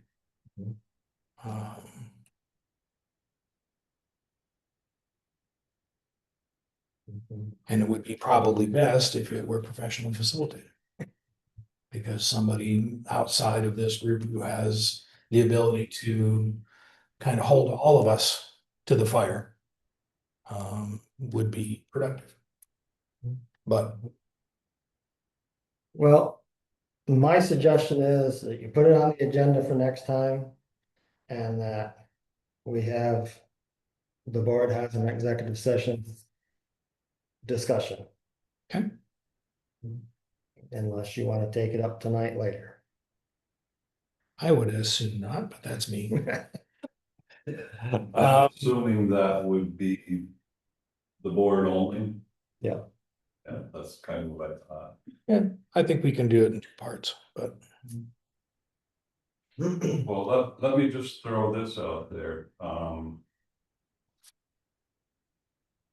the reason I'm emphasizing on getting the road foreman better trained to handle more of these responsibilities, is that somebody that's gonna be here for a while. And I can almost tell you that when the road commissioner term is up, that Carl may not be sitting in that seat again, and it may be somebody with no experience whatsoever, or it may be somebody with a lot more experience that's willing to do some of this stuff. So I think that would be a big factor in looking at it. Don't just try to build this job description around one person. I think you gotta look at the whole outlook of it. That's a good point. I agree with that. I mean, we've had this job description in place now for what, 19 years? Right. 2016 years. So, you know, it's outlasted everybody who ever wrote it and everybody who was.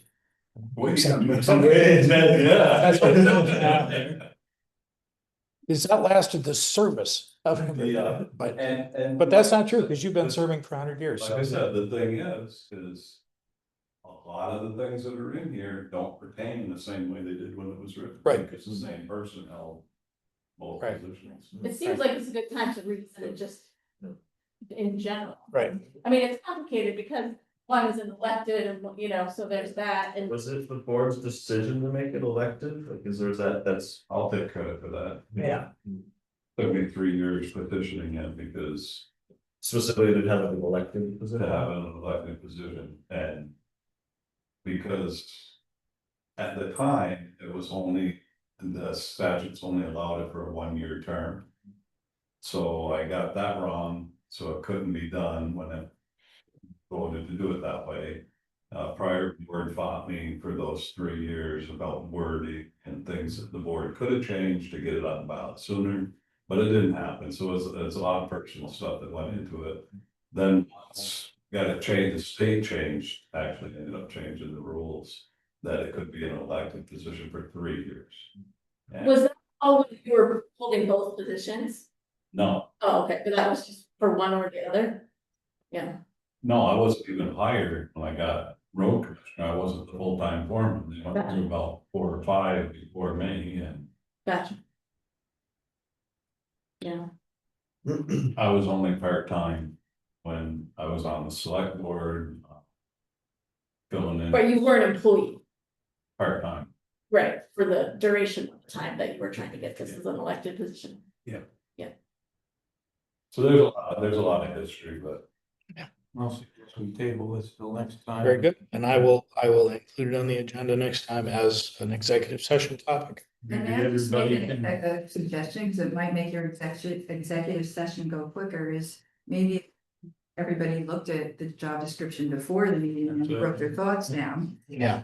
instead of just you all, you know, Right. in general. Right. Everybody look at it, see if they can come up. Bring with it Right. yeah, if somebody dares to make a draft. Yeah. That was- Just in my experience, Yeah. it'll be. Right. Absolutely. Right. All right, very good. Let's move on from town highways to town lands. And let me stop there before we do that. This is hard. It's hard because it's hard because it's complicated, and it's hard because there's personalities involved. So I just want to say thank you for everybody for taking it seriously and doing the work of thinking through it. It's just fucking hard. Thank There you it for is. acknowledging that. Yeah. Yes, for sure. All right, now let's go into town lands. All right. Anything happening at the town office that we need to know about? I don't think anything's happened with the big plumbing system. Nothing happened with the lawn, yeah. The HVAC got, or the HVAC condensate got. That got dumped outside. Yeah. We got a bill for the plumbing thing though. Yeah. Yeah. So you're expecting that, right? Yeah. All right. Update on library planning. Yeah. Here you can just snooze for like 2 hours and all of a sudden, now it's your turn. Well, I also brought a copy of the 2 things, and then the copy machine, is paper, and I office a long time. Well, have really submit a. Yeah, right. There's plenty of paper here. Run wanna the mess it up. staples I don't and the wanna mess it credit up. card. So, anyway, so there's 2 things here. There's like an update on our grant spending as of now, and then there's the bid that went out for the project. Which I can talk about, but. So, we were expecting to get sort of an updated 95% drawing estimate from the builders, from Naylor and Green, rather, not the builders. But then, a couple weeks ago, Peter Stevenson was contacted by a contractor who wanted to access the building so they could get information for their bid. And so Peter was like, what? So we got in touch with Naylor and Green, and they're like, oh yeah, we just decided timelines sped up, and so we just put it out to bid. We're like, oh, okay. So it's out to bid. Bids are due on June 30th. 29th, whatever. I know, I think that says the 30th. So That's not my notes. fix your notes, Sean. Jeez, you're gonna get fired as secretary. Monday, June 30th. Monday, June 30th. Don't Terry here. 29th or 30th? No, it's the 30th. 29th is a Sunday, so maybe it was supposed to be 29th, maybe we told them that's a Sunday. 29th is a Sunday. Oh, so it must be. Yeah, so it's the 30th. Okay. So we expect to hear, which I guess it just means their timeline sped up. It works better, I guess, for us, Peter says, because we'll have real numbers as opposed to their sort of estimate. So we expect to hear back from them maybe the middle of July, given the holiday, and whether or not they have to kind of go back out for more information. Oh, yes, thank you. Thank you. Yes, he did. Thank you so much. So that's the situation with that. So we'll get those numbers and then we'll look at what they say it's gonna cost versus how much money we have and go from there. We had a historical preservation review, because that was required and we passed that. They had some questions about the plans for the windows and some other things, but we submitted all the plans and they said everything's good there. I think that's it. There's really not, oh, thank you, Bill, I don't know who Phil. Or Philip, I guess it is, whoever did the digging down there. I appreciate it. Get rid of that pile this week. Oh, no, I think Peter told him to leave it because I think eventually there will be like grass, fill or Yeah, something, it so. looks like pretty decent stuff. Yeah, so that we might just use it for that. Okay, just let me know. Yeah, so I think Peter said he had told Philip or whatever, but maybe he didn't tell you, but yeah, so for now, just leave it there and we'll reuse it probably, for whatever is gonna happen. And we're working on demolishing the first floor, that's mostly done now, thanks to anybody who may have helped with that, I don't know what the crews have looked like. Glenn he's sort of spearheading that. So the basement is mostly, like all the walls, everything's mostly torn out, so it looks very different in the basement. So that's gonna be wrapped up to the extent that we intend it to be. We will be featured on a little WCAX, they're doing right now, they're I think they have the segment called It's Our Own Vermont or something about Vermont. And it happens like at their noontime newscast, it's one of their little segments in the middle of the day, a newscast that they do, but they came to Middletown and did a bit on the library project and they did a little bit on the Strawberry Festival. So that's gonna be airing sometime in July, so that might be coming. The Department of Library grant folks came and did a site visit this past Monday, and so they were really impressed with our readiness and our planning and everything that we are hoping and expecting to be able to do. So that was good. Was there something about the secondary system, You have to say more. leach field? Oh, Was that an issue? is it an issue? With who? Well, With the, something I read someplace, I thought indicated that's something that they were doing, the libraries, but maybe the not. library, like the department? I was in that article, I thought. But I thought something, do you have to have testing done? Maybe Peter mentioned that last time, maybe, so, yeah, so there is, the church came with, they have a secondary site for a septic that was planned for the church, should anything happen. And if budgets allow, the advice is that to move the septic to that site now, But the plans are old from when the church did the work, and so they're kind of outdated anyway, so they would have to be updated. So our plan is to have someone do some testing and update the plan for that backup system to expand it to the most number of people. Right now, it's planned for the church use, so, you know, once a week, I don't know, 50 people or 80 people or whatever it was that they applied for their permit for. So the plan is to test that site and go through the permitting process to get it expanded as much as to as many people as we possibly could. Again, if budgets allow. But I do think there's restriction there. That it is also the secondary system area for the old rectory. Yes, the site that comes with it, they have a easement or right of way or something. So that site actually has two sites on it. And so ours is, the church is permitted on one area and theirs would be available to be permitted on the other if they chose to do that. And those folks, we've talked to them and they're aware of that. And we let them know that people might be in there testing, and so they're fine with that too. But that's a section that's different. It's like behind Hinterberger's house, but before the cemetery. It's like that section there. Yeah, so that's what's basically happening. And then this again is like the spending thus far in the grant breakdown. This was bid. And that's the update, unless there's questions. Or Sean, do you remember anything else that we should update on? I don't think there was anything. It sounds like the reimbursements are coming in great. They're coming in pretty quickly, yeah. So that's been really good. Once we get our estimate and some estimates figure out like the timeline of building and stuff, we'll talk again about if we need to get like a line of credit or whatever the thing is to be able to handle larger bills. But so far, we've been able to turn things around pretty quickly, and it's been good. We're getting going on getting sort of a work group together for our capital campaign, so we can start doing some real planning around that. Our thinking is we'd probably launch that probably in the fall into the winter to sort of satisfy both our grant included $100,000 fundraising effort on our part.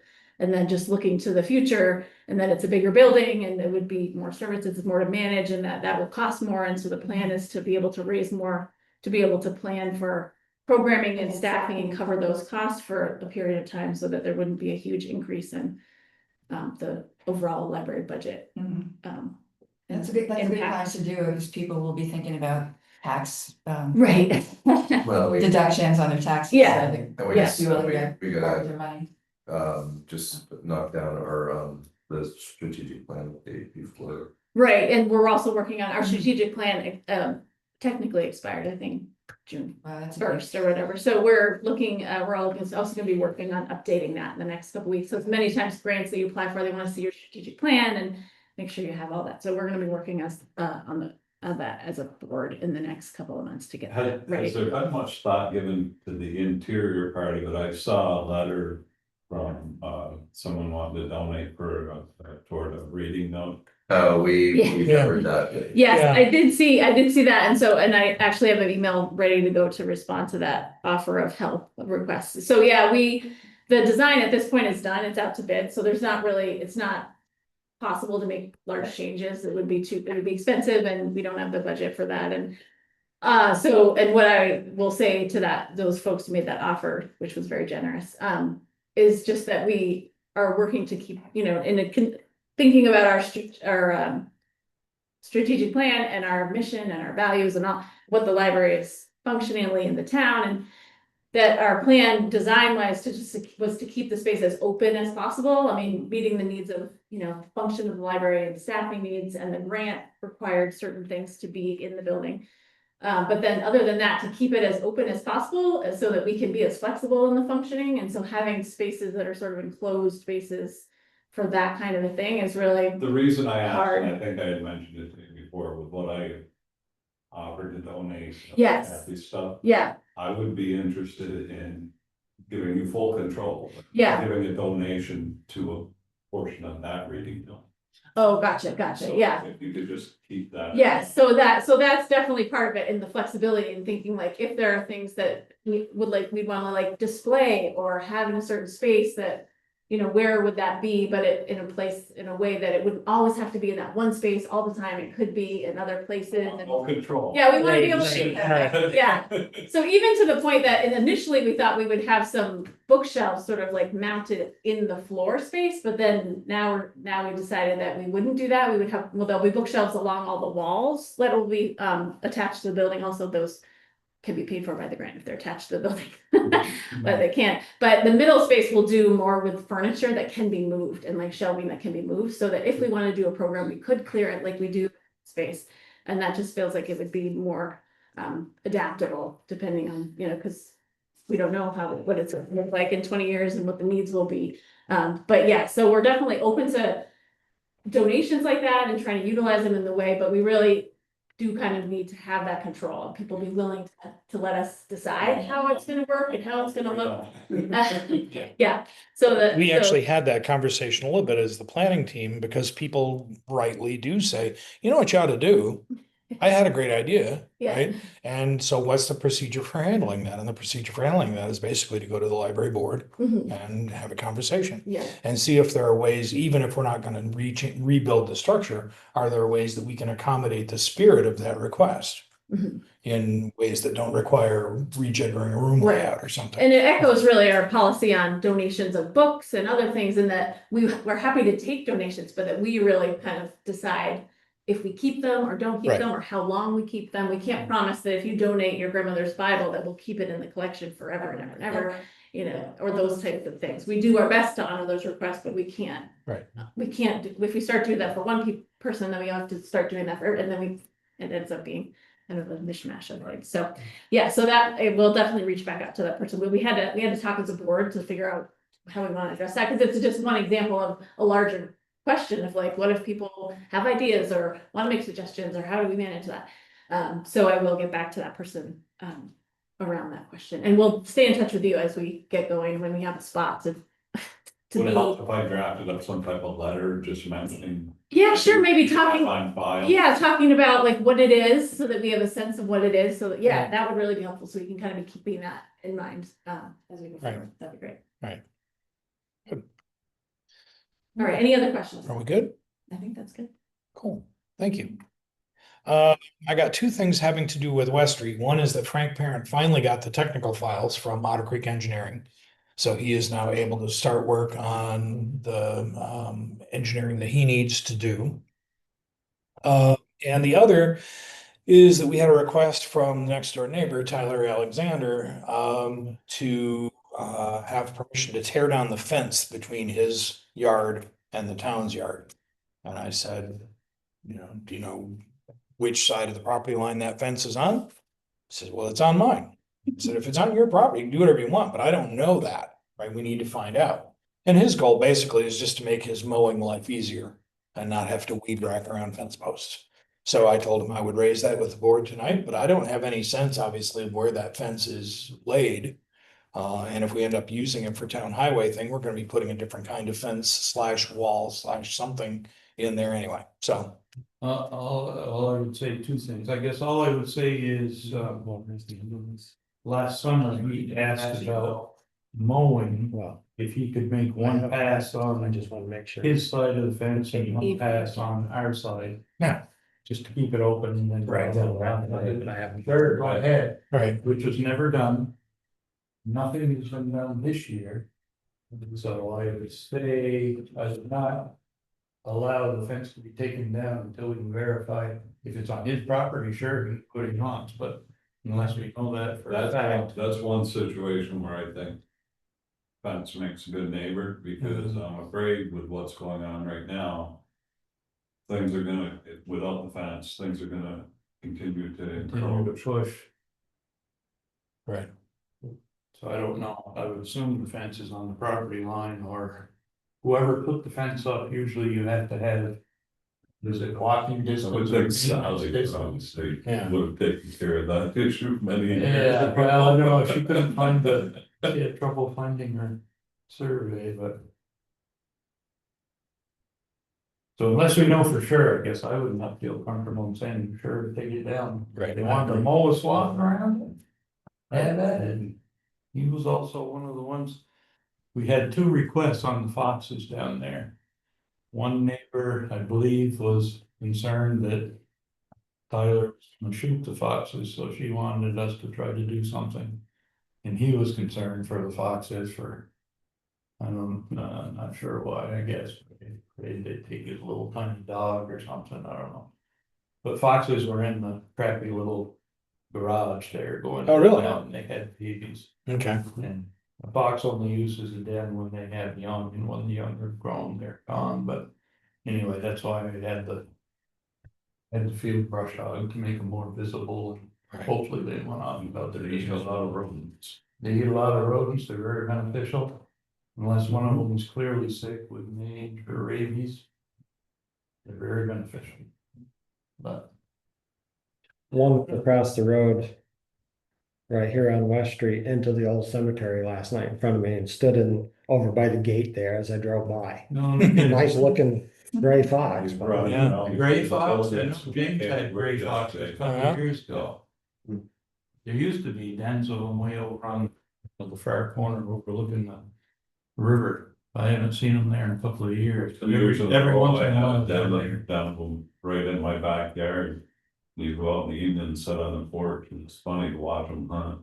Oh, there. The noise that they make, one will go ahead of the other. And they're putting on like a drive, and the back one will be making all kinds of noise, and the first one will be going stealth, but just watch the way that they do that, it's amazing. It's cool. Not directly on that, but our wildlife around town. Amanda showed me a picture of her bear. Yep. With 3 cubs Mm-hmm. in the field down beside her house. Yep. And that path through the hayfield went right into the Springs Park. So I did say something to Pat Hemingway that they might want to make sure if there's any cubs around that people do not approach Right. mama someplace. Right. And I guess there is quite a population of bear cubs around Middletown. Is that true? Okay. That there's a pair been seen this past week and up on the orchard. And little Bill told me there's a mother with 3 cubs up on Spruce Knob. Hmm. And this mother with 3 right here in the village. All right. So How far up? Spruce Knob? One less on it's Toledo, up toward Kenny's. Yeah. yearly run out, run right on under Phillips Drive. Hmm. On what road was that, Beth? What road was that? Just above Pete and Shirley's, Oh, on Go ahead. yeah, last Sunday, I think it was. All right. The only other kind of town lands thing is that we just have gotten a corporate, communication from the Vermont Department of Forestry saying that we have confirmation that the emerald ash borer is present in Middletown Springs. And they're advising us to do a roadside inventory of ash trees to plan for reduced health and observation of damage over the next few years. And also to note any major stands of ash that are on private property. Again, to let those homeowners know that there are problems. Like, I got 5 acres worth of it behind the house, so yeah, it's. Mine is another 14 acres. Yeah, yeah. Every road down. Yeah. To paraphrase, I'll let the tree warden know he can go do an assessment. who was it? To paraphrase Christie, was it Christie No? Oh, yeah. Yeah. We're all gonna die. We're all gonna be dead. Every tree, look out, every tree you see is gonna die. I think ash is about 15%.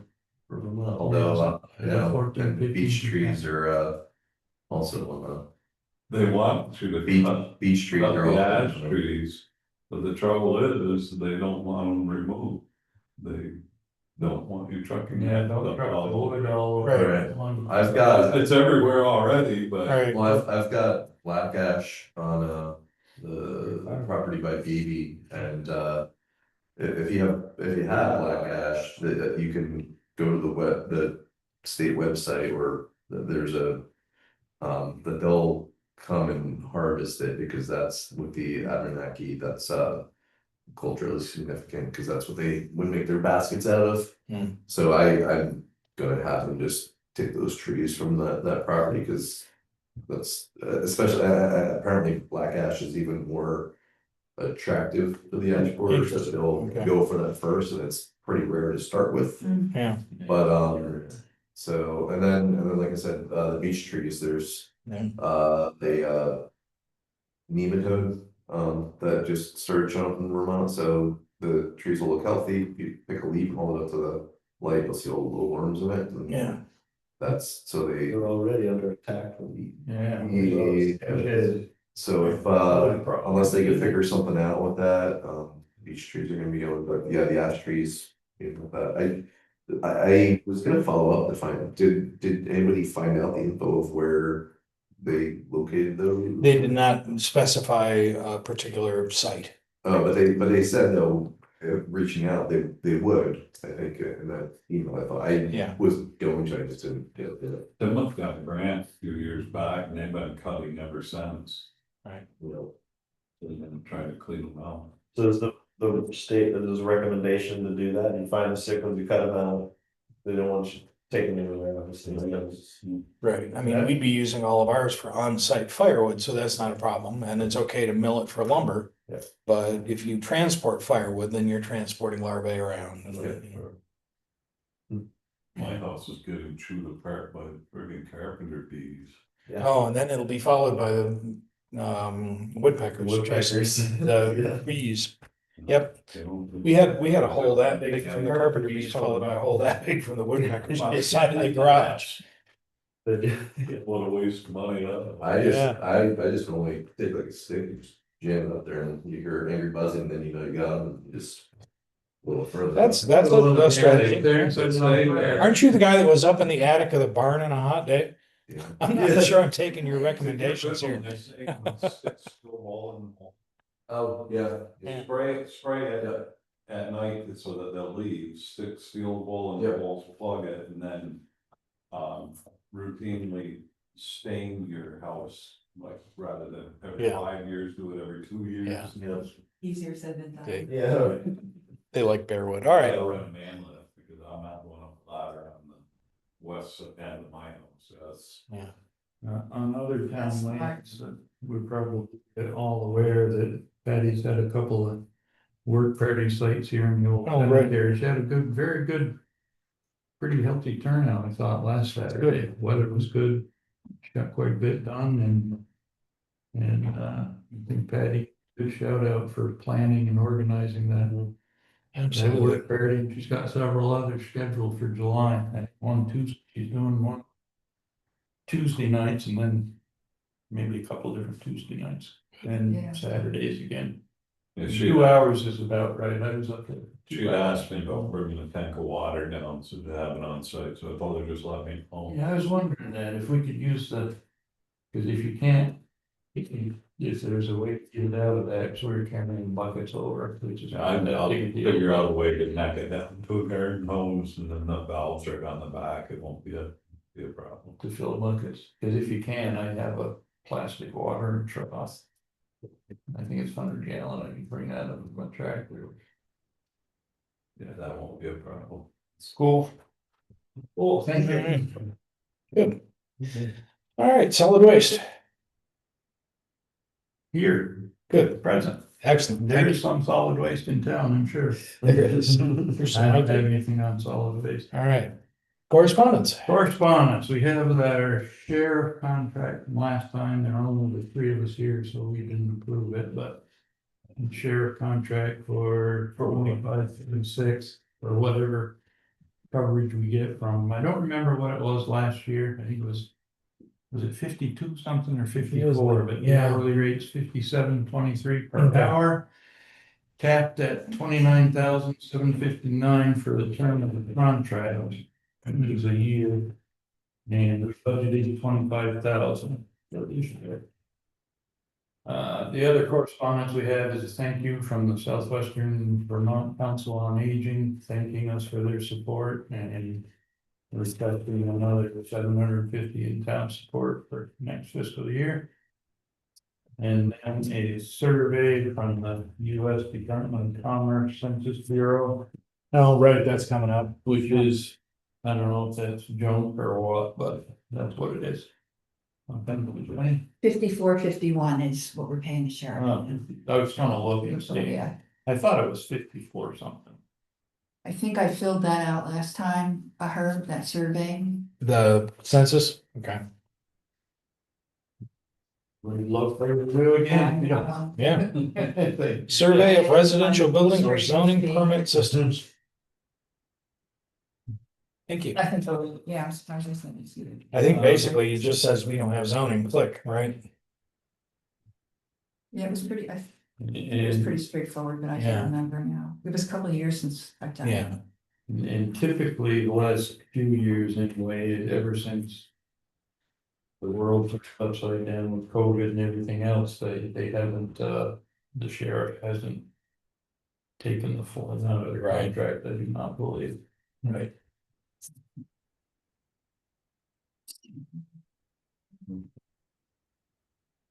And they do it on our fiscal year, or is it annual? Fiscal year, June, July 1 to.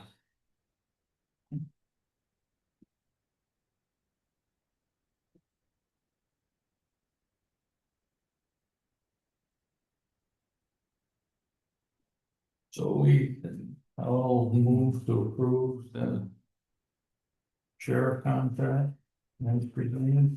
Okay, I was about to do that, but I didn't get there in time, I'll so, second. damn it, How much do we have budgeted for that? 25, I think.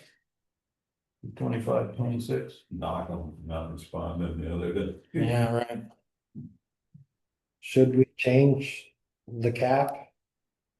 Capped at 29,759? To cap it at 25? Yeah. And Yeah, we could propose that. Obviously, they'd have to co-sign it, but yeah. I'd amend yeah, the, I'll amend the motion Motion. to do that. I just think would be in our best interest to. It's a good idea. Not the.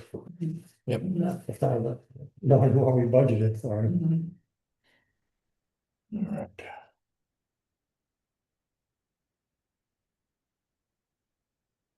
Cause if Robert had his way, he'd be sitting on his lawn every day. But that, well, absolutely, I was thinking he must have been thrilled the other day. He was Yeah. yesterday. but it was parking, right? He's been in Maine this week. We missed it. All right, so the motion's been made and seconded. Any further commentary thereon? Hearing none, all those in favor? Aye, good, thank you very much. So is that making its way around? By needs to Yeah, sign it? everybody needs to sign it. Is that it for correspondence? All That's it. That's all right, on it. let's pay some bills. Need some people. Get ready with something.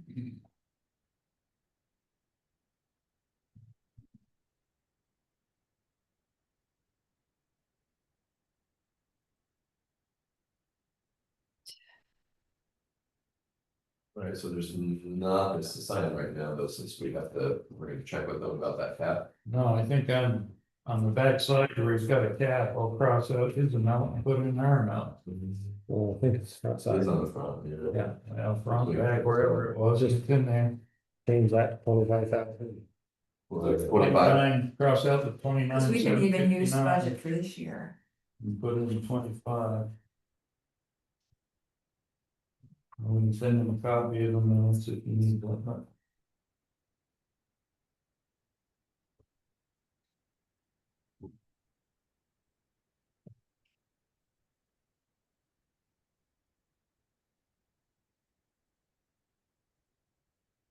And the hourly was, 54 something last year. Yeah. oh, but it went up to 50 something. 57 something this year.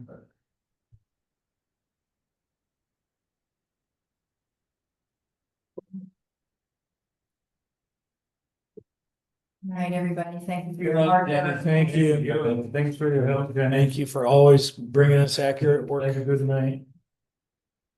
For Grateful. what's left of the night. Yeah. I have a really mental stuff. Yeah, you want to see that.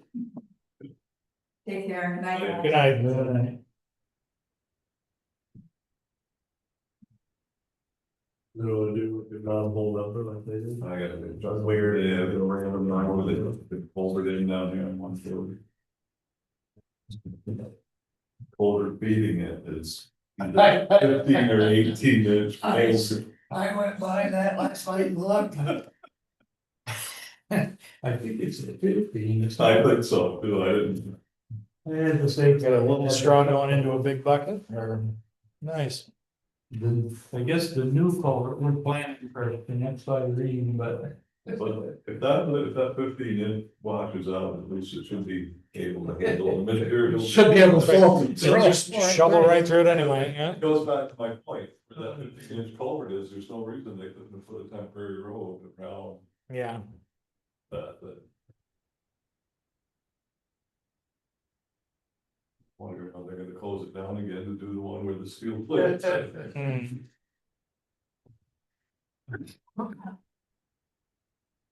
I took that part over to Joe today. And he wasn't even aware, he's been going to West Rutland and all the way. Oh, around. no. We thought he wasn't aware that was open again. Grief, really?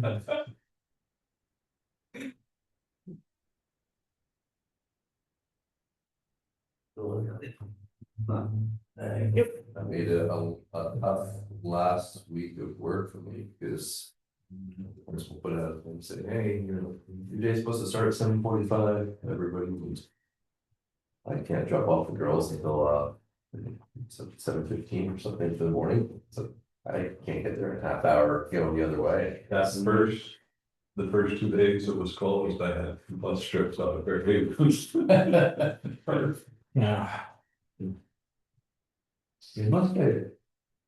You know, they take the signs down Sunday. I bet so, It was yeah. still there Saturday. Well, Saturday, Really? around 4 o'clock. There's still, they still have one of the detour signs up in Olney. But they still got a detour. Yeah, on there's a 31. detour on 31, That goes down through. West. Yeah. yeah. Is that the bridge there again, or is Mhm. that somewhere else? Is that bridge? Well, somebody must be confusing it, because I've still seen a lot more traffic coming from Wells. So probably people are still seeing that the door sign and all that. Yeah, I'm sure, yeah. Not even checking it out.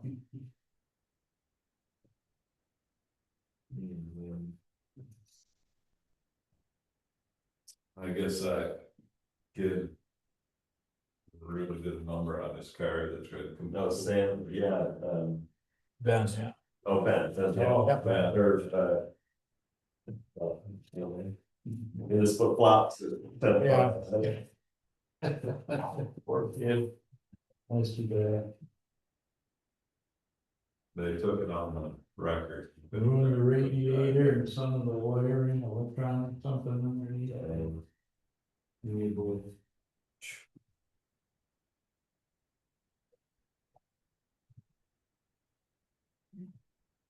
Another one? Another one in the Redwoods.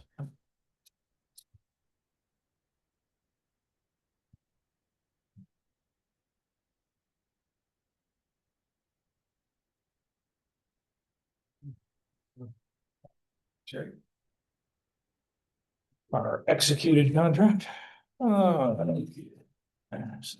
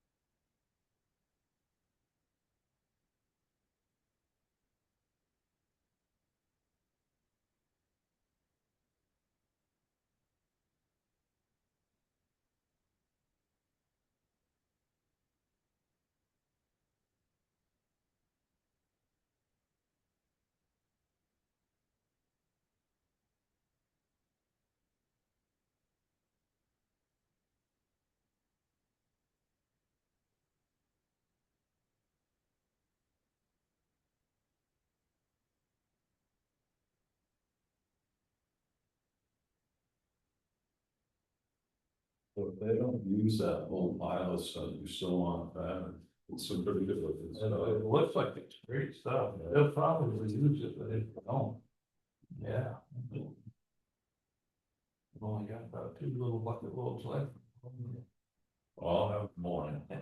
Wait that day with that, let me know what he wants to do with it. He's been back and forth, he's got a place to dump those files that left on Spruce Mountain. He's undecided. What he wants to do with it. Did I ever show you the photographs of the patio that was built on bowling balls? Bowling balls, you said? Bowling balls. And it was my hometown, Brunswick was making bowling balls and pool equipment in my hometown. And somebody bought a house a few years ago and it was built in 1958. And he decided he wanted to expand the patio, and so he tore the patio up and he was digging down, he found a bowling ball. What the hell's that? So he dug down a little more, he found 3 or 4 more, ended up with 158 bowling balls. And the person who had built that house had worked for Brunswick and had bought them for $2 a piece from the blemish pile. And had used them as underlayment for, filling the soil behind the house. Obviously, nobody told them they don't treat together very well. No, I don't think there was a lot of engineering knowledge based in there, but. I think it was really too far when they were doing the pilot, like doing the pins for that. Yeah, there's an architectural salvage store in White River Junction that always has bowling lanes. They go all over New England and they shop for candlepin bowling alleys that are going out of business. And they buy the lanes and they cut them up into 10 to 20 foot lengths, and you can buy really beautiful maple bolted slabs. Alley in the place here on the avenue. David. Yeah, there was a bowling alley in David Wright's house. He lives in. No, but in the. That'd be great to get the kids into bed, like you just have a hallway line in their bedroom at the end, you just. He's got a bowling alley. Just. The old place. No, there's a theater in Windcop's old house. Windcop's old house, thank you. Yeah, Windcop has, isn't there a bowling alley? I know they had a movie theater. There's a theater up there. Yeah. There was. When I lived in Brooklyn, there was we were in a 9-story apartment, that's the only one around like that whole area, everything else was like houses, but it was on like a historical tours of architecture. It was a flag border, but it was the building 4 sides, and the center of it was all open with grass and all, but I guess back in the day when it was built, there was an Olympic swimming pool and there was a bowling alley at the basement of the apartments. Wow. And an archery range. So, going back a long time with that, but none of that was there when I was Like, I can remember back in our barber days and stuff, that they come up with this big idea of dwarf bowling. Oh, yeah. And that was a big thing. Yeah. Yeah, they almost, I don't think it's politically correct. Yeah. No, I don't think so. Or even then. There's some more of that material. Okay. So yeah, when I was in my sauna garage or barn the other day, when I showed up the first day for the first time in like months, I was like, all right, I gotta get this with like a weed eater out front. Cause I think when I was taking stuff off the roof, I think I threw stuff and hit the mower, so that's not working right now. I don't know, maybe it wasn't working to start with, somebody gave it to me down the road, but I might have broken it too. But I went in and there were 4 they were like barn swallows or something all over the door. Oh. Like, and they were like one of them was like too big for the mess, it was like 4 of them, looking at me like, all right, I'm just gonna do outside work today. You guys look like you're ready to go any second now, so I'll come back, tomorrow. And then came back and you're still there, and that was a hot day, and I just got stuff out and was cutting all the things I need to do outside and then bringing it up instead of cutting it up there. And then yesterday when I went in, they decided they had enough, they were wailing the window, and you don't need all dying. So the one was just sitting there when I went in there, like a window twice. Pick that up and put that out. flew away, the mom's all mad at me, I'm like, alright. 3 of them I know got out, I don't think the 4th must have got out some other point, but, because they were all full grown pretty much by then. I don't think there's a bird alive that eats those carpenter bees. Yeah. Woodpeckers. I let the On this one. You missed one. islands in this, they'll have 2 patches right on my porch. Did you miss one in the red one? With the red one? Yeah, I think you said it was one. Birds, you can see them out there eating mosquitoes. and stuff Yeah, like that. yeah. Nothing's touching those. I've seen some birds I haven't seen before, this year, just on Garrett, there was someone that just keep catching it as red, but it wasn't a fish. Red Start. I have to be able to get a good look at it, and then there was something else that I guess is common in Vermont, but I hadn't seen it before, it's black and white. No, I know those.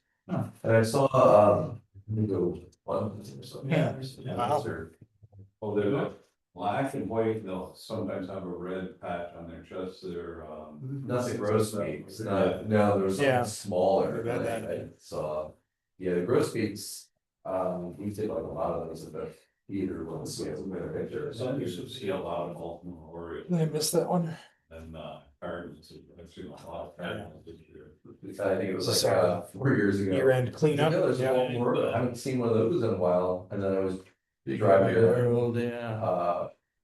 I was driving to Fulton for something, and there was those that were chasing it red. Yeah. Flew out from the far away. Oh, they're sure, the last that was probably the one I just saw, like 20 minutes ago at my house. But yeah, those crows harassing me. Looking at those crows, probably eating it now, you know. Yeah, the carpenter, we had, those growing up where, go out with a aluminum pipe. Big swing them, and the one time there's one hovering, and I was about to wind up, and it took off, and I heard it. And here, I think just, then I heard it getting closer again, so it was going around the rock, and I just turned the other way. Came over, and I just, it just went about 20 feet over a car, over one of my parents' cars in the driveway. Well, I had one, that said they built a nest in the ridge, right, and what I had read on, instead of leave those, because the carpenter, he wouldn't bother with the hornet's nest there.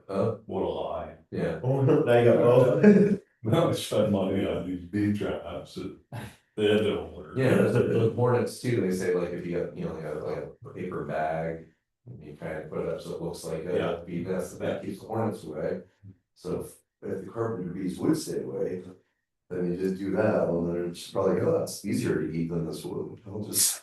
And I hate to use pesticides. Yeah. Because it affects everything, the plants and everything around the house. Yeah. Yeah, every year I actually, I have to let me do it, every year I forget to check under the deck, because eventually there's a good bee's nest under there, and that's like one of the kids are out there and they run in after they get some, oh yeah. Forgot to look. But I've got bats, they're right over the entrance door, and I mean, I got a sweet bat shit all the way in the morning. That's another thing, they don't tear the house apart, and Yeah. I like having them there because they eat a lot of. Right. mosquitoes.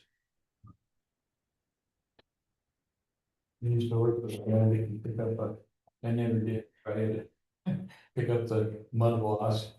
They don't walk too fast, but you can pinch their wings together and you can pick them right up. Really? I mean, they're kind of Don't big, get it. right? I have never dared try, they've come close a few times. Well, I'm getting to a point right now, I'm thinking about breaking out 410 for those fucking carpenter bees. I'll do it. Well, we bought Holes in there. What's it called? we just bought Linda Peavy's Subaru, where she Yeah, did that okay. for Sam. So he'll be driving next year, so but when they was like, oh, I left, my son had one of those salt guns and left it in here. Oh, yeah. And seems like, well, he gets his car, and he's like got this stupid salt, I'm like, check this out, I'm like, why don't you check out the car that you just Right. paid half of, you paid half of it, and then he's been, anytime we're like, oh, there's a hornet's kind of house, I'll get it. And he's like shooting at it in the house. What's your charge? He'll do it for free. They'll pay you. Getting us all, so it How's his accuracy? So. You can take your pick about what you want to do, but you just got a airsoft gun from a garage sale the other day. We saw it on I saw something on Facebook. I was like, hey, I mean, just we've got, you know, we showed up. And it was like 2 hours after they posted. One's like, oh yeah, no, the kids right down the road, they just rode their bikes over, like all of it for $20. It was like $600 worth of. Wow. And then we found out that some kid in Mural, he paid $45 for one of them off the kid. He was laying it everywhere. All right. I'll move to approve. Very good. We've been around the horn. I'll second that. Well done. Any further commentary on the board orders? Hearing none. All those in favor? Aye. Thank you very much. Yeah, legal, no. Next time, anyway. Other business, one of the things we didn't take up in great detail last time was the job description that Isaac and Patty have put together around the town facilities manager. I don't know if everybody's gotten a copy of that.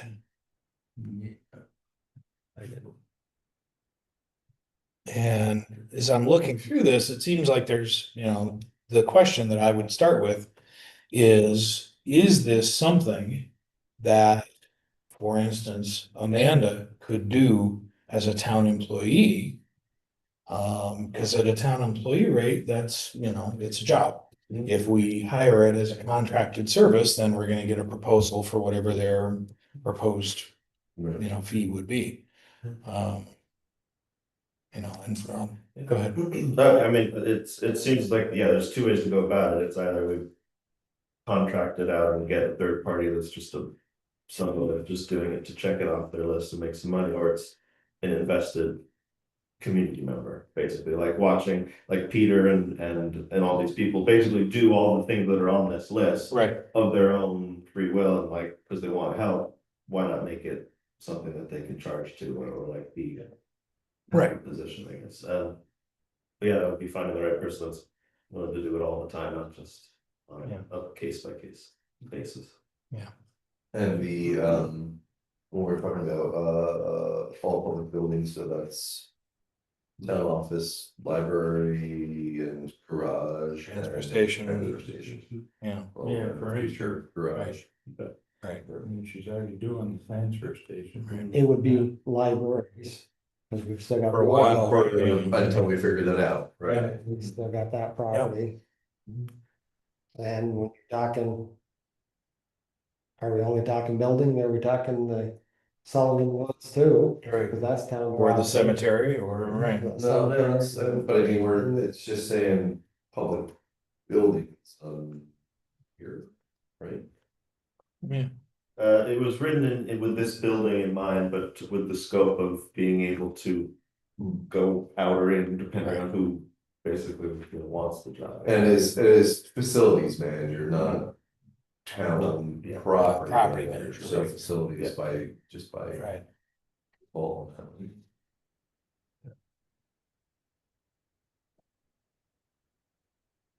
I mean, a lot of it is coordinative, it's like, oh, the alarm's gone off, this is the person who calls the septic service.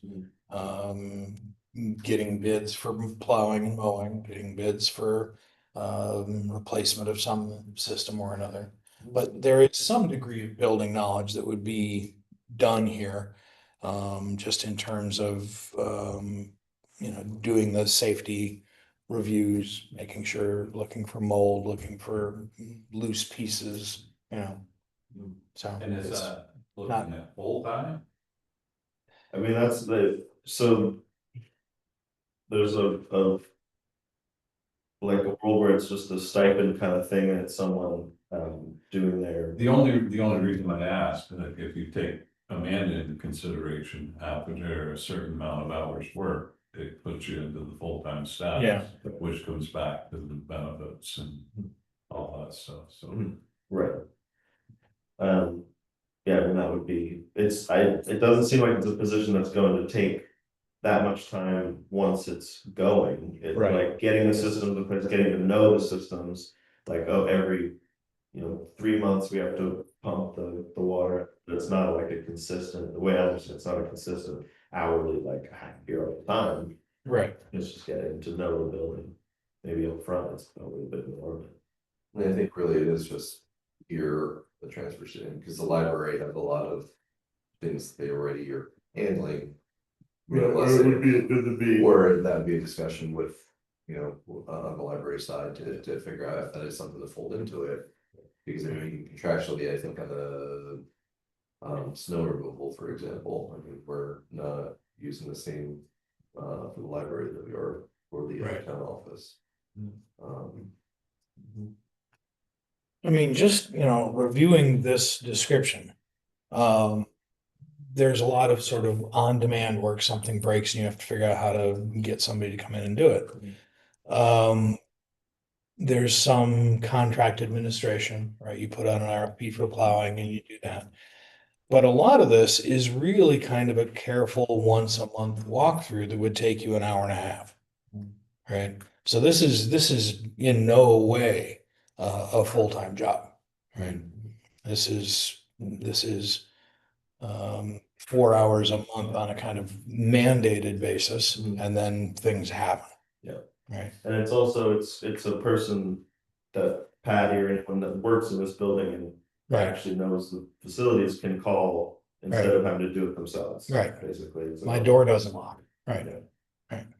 Mhm. Yeah, the beauty of it, if we tried, if we say, Amanda, if we hired a person Mhm. for a while and it didn't work out for whatever reason on her end, on our end, whatever, then you could certainly go to a contractor if you have to, or if you want a contractor right from the get-go, you could go to a different contractor, whatever, if that didn't work out. But yeah, it doesn't seem like it would really be a hugely time-consuming job. That might I mean, this is a be brand new building. There's not gonna be a lot of issues. No, it's the just maintenance. kind of Right. still there. Uh, Hopefully there's not a lot of issues. There's no black. Hopefully there's not a lot more issues, this could be where we want Yeah. to. No, that was all covered up. Yeah, we got it covered up good. Check the fire extinguisher dates, things like that. Right. If we got at least half of the water issue solved, we should be in Yeah. relatively good shape. Right. I think it's more like 98% of the water issue. I hope so. We're changing the time. Changing the time around. I would say, one thing on here, or I'd like to see on there, maybe it is, and I'm just fully missing it. Is just to create some kind of documentation, so. Like, for example, like what Terry was saying, like checking the fire extinguishers, once every 6 months, Right. year, whatever, it like, just to have like that checklist of that what in- they're doing, so that. If they move on at one day when they move on or whatever, or we move them on.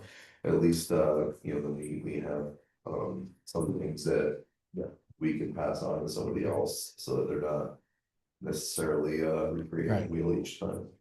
And it's a way for us to verify that we've met our responsibilities. I mean, a lot of this is kind of like the sign that's on the back of the public restroom in the Stewart store, right? This bathroom was cleaned at 9:15 AM by Sean Rock. Okay, good. Now, yeah. And, Yep. Thank you, by the way. Yeah, and I was in the library, I was on the meeting for the library yesterday, and they said, oh, and maybe we can. Have a plaque on the septic for your family. What is? They don't see the bathroom. Yep. Name on a septic. Good to have something to fall back on. Your name's on your shirt. It's just an easy reminder. I wasn't here last meeting, so I just wanted to make sure Yeah. everybody knew what it was. Yeah, I don't wear my bowling shirts anymore. So, So, No, we're gonna have to get you a shirt, it happened. yeah, right. All right, so are we interested in having this be either an employee or an extension of a current employee's work? Or do we think this is something better suited to a contract, somebody who's got kind of more handyman experience. Another. I like the idea of it being a Middletown employee Mhm. or community member. And one of the names that was thrown out was Matt Kenyon, would be great at it as Right, well. right. So I don't know if it's a thing that we send out RFPs or if it's, or we talk to individuals that we think Right, are the correct person, but, I mean, there's plenty of people in town that could do all this stuff. Right. Very easily, it's just if they wanted to.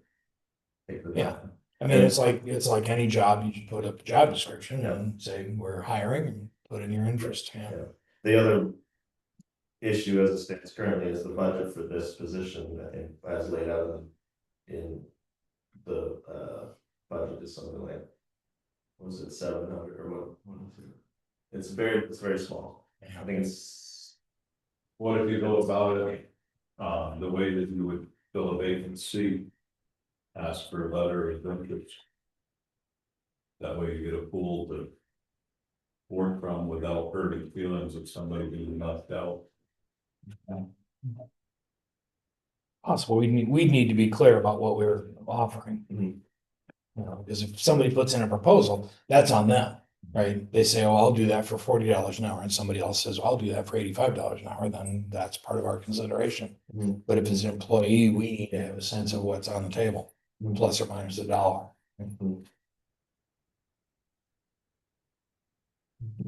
Yeah, no, we've talked about paying for this as part of the board administration line as well. There's $7,500 in that for this coming budget year. And yeah, right. yeah, So once we Yeah. split that in half to two different people, or if it's the same, but right. they're for two very different jobs, so they have Right. one person do both. Yeah, I mean, that pool of money, you know, there's talk about having the Patty has made $1,000 a year as an administrator doing some grant support. Jenny has things that she does that are out of scope. If we add this to it, then the support of the board and doing the work that I had kind of had in my head dwindles pretty rapidly. You know, so Yeah, we started, I think we started to talk about that. Do we have any idea? And With the yeah, to get going, it's gonna take a little time to look at everything and whatever, and figure it out, but after that, it shouldn't be. right, again, it's a system that needs to be built and then it can run, Right. not itself, but a person can. right. I don't even know, 5 hours, 10 hours a week, I don't know. But we're waiting on Patty and Jenny to give us a better description of the things that are outside their scope that Right. they're currently doing. That might be billed against that administrative line, right? Patty has done some of that, we're waiting for Jenny to do hers, but. All right, Is that falls under the clerical for the 7,500? yeah,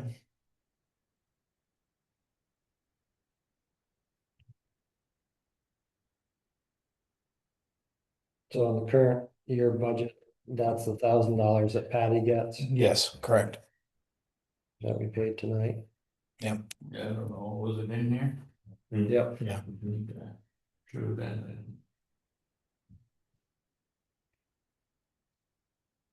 Yeah, maybe, well, I guess so that we didn't step on anybody's toes or hurt anybody's feelings, we should put a request out there.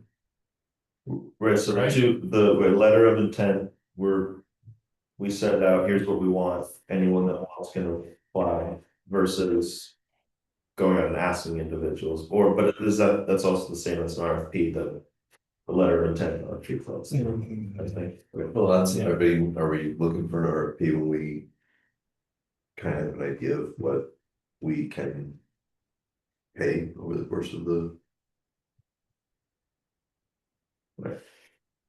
yeah, I I mean, we mean, say like we anticipate X hours and it's, X dollars an hour. mhm, Because, yeah, I mean, I feel kind of lousy being, where it's set up like an RFP and somebody's, taking a half hour, 45 minutes to do it, where they send them like, no, Where we spend 2 seconds, we spend 2 seconds looking at it and being like, no, sorry for, sorry for your Right. half hour, effort on that, but. If I said letter of intent, not letter of interest, Yeah, that way I get people that. And then if they have an interest, then you would, ask for the, meet with them. yeah, But I think that's just a way of not leaving somebody out of the loop and having somebody else. Yeah, but I think the letter of interest, we're more likely to. Narrow it down really quickly if we, right, there's not much. Right. Really, so. right. Yeah, so I mean, it seems, here's just, this is churning through my head, here's what I'm thinking. I'm leaning more toward the employment model, the hourly rate, rather than I am toward a business providing us a service for a fixed fee. I am also leaning toward having sort of two job descriptions, one being the facility manager and one being the administrative assistant for the board, with no thought that one person couldn't do both. But they're different enough job descriptions that I think a lot of people wouldn't be interested in doing both. So if the unicorn comes along and says, sure, I can do both of those, then that's great.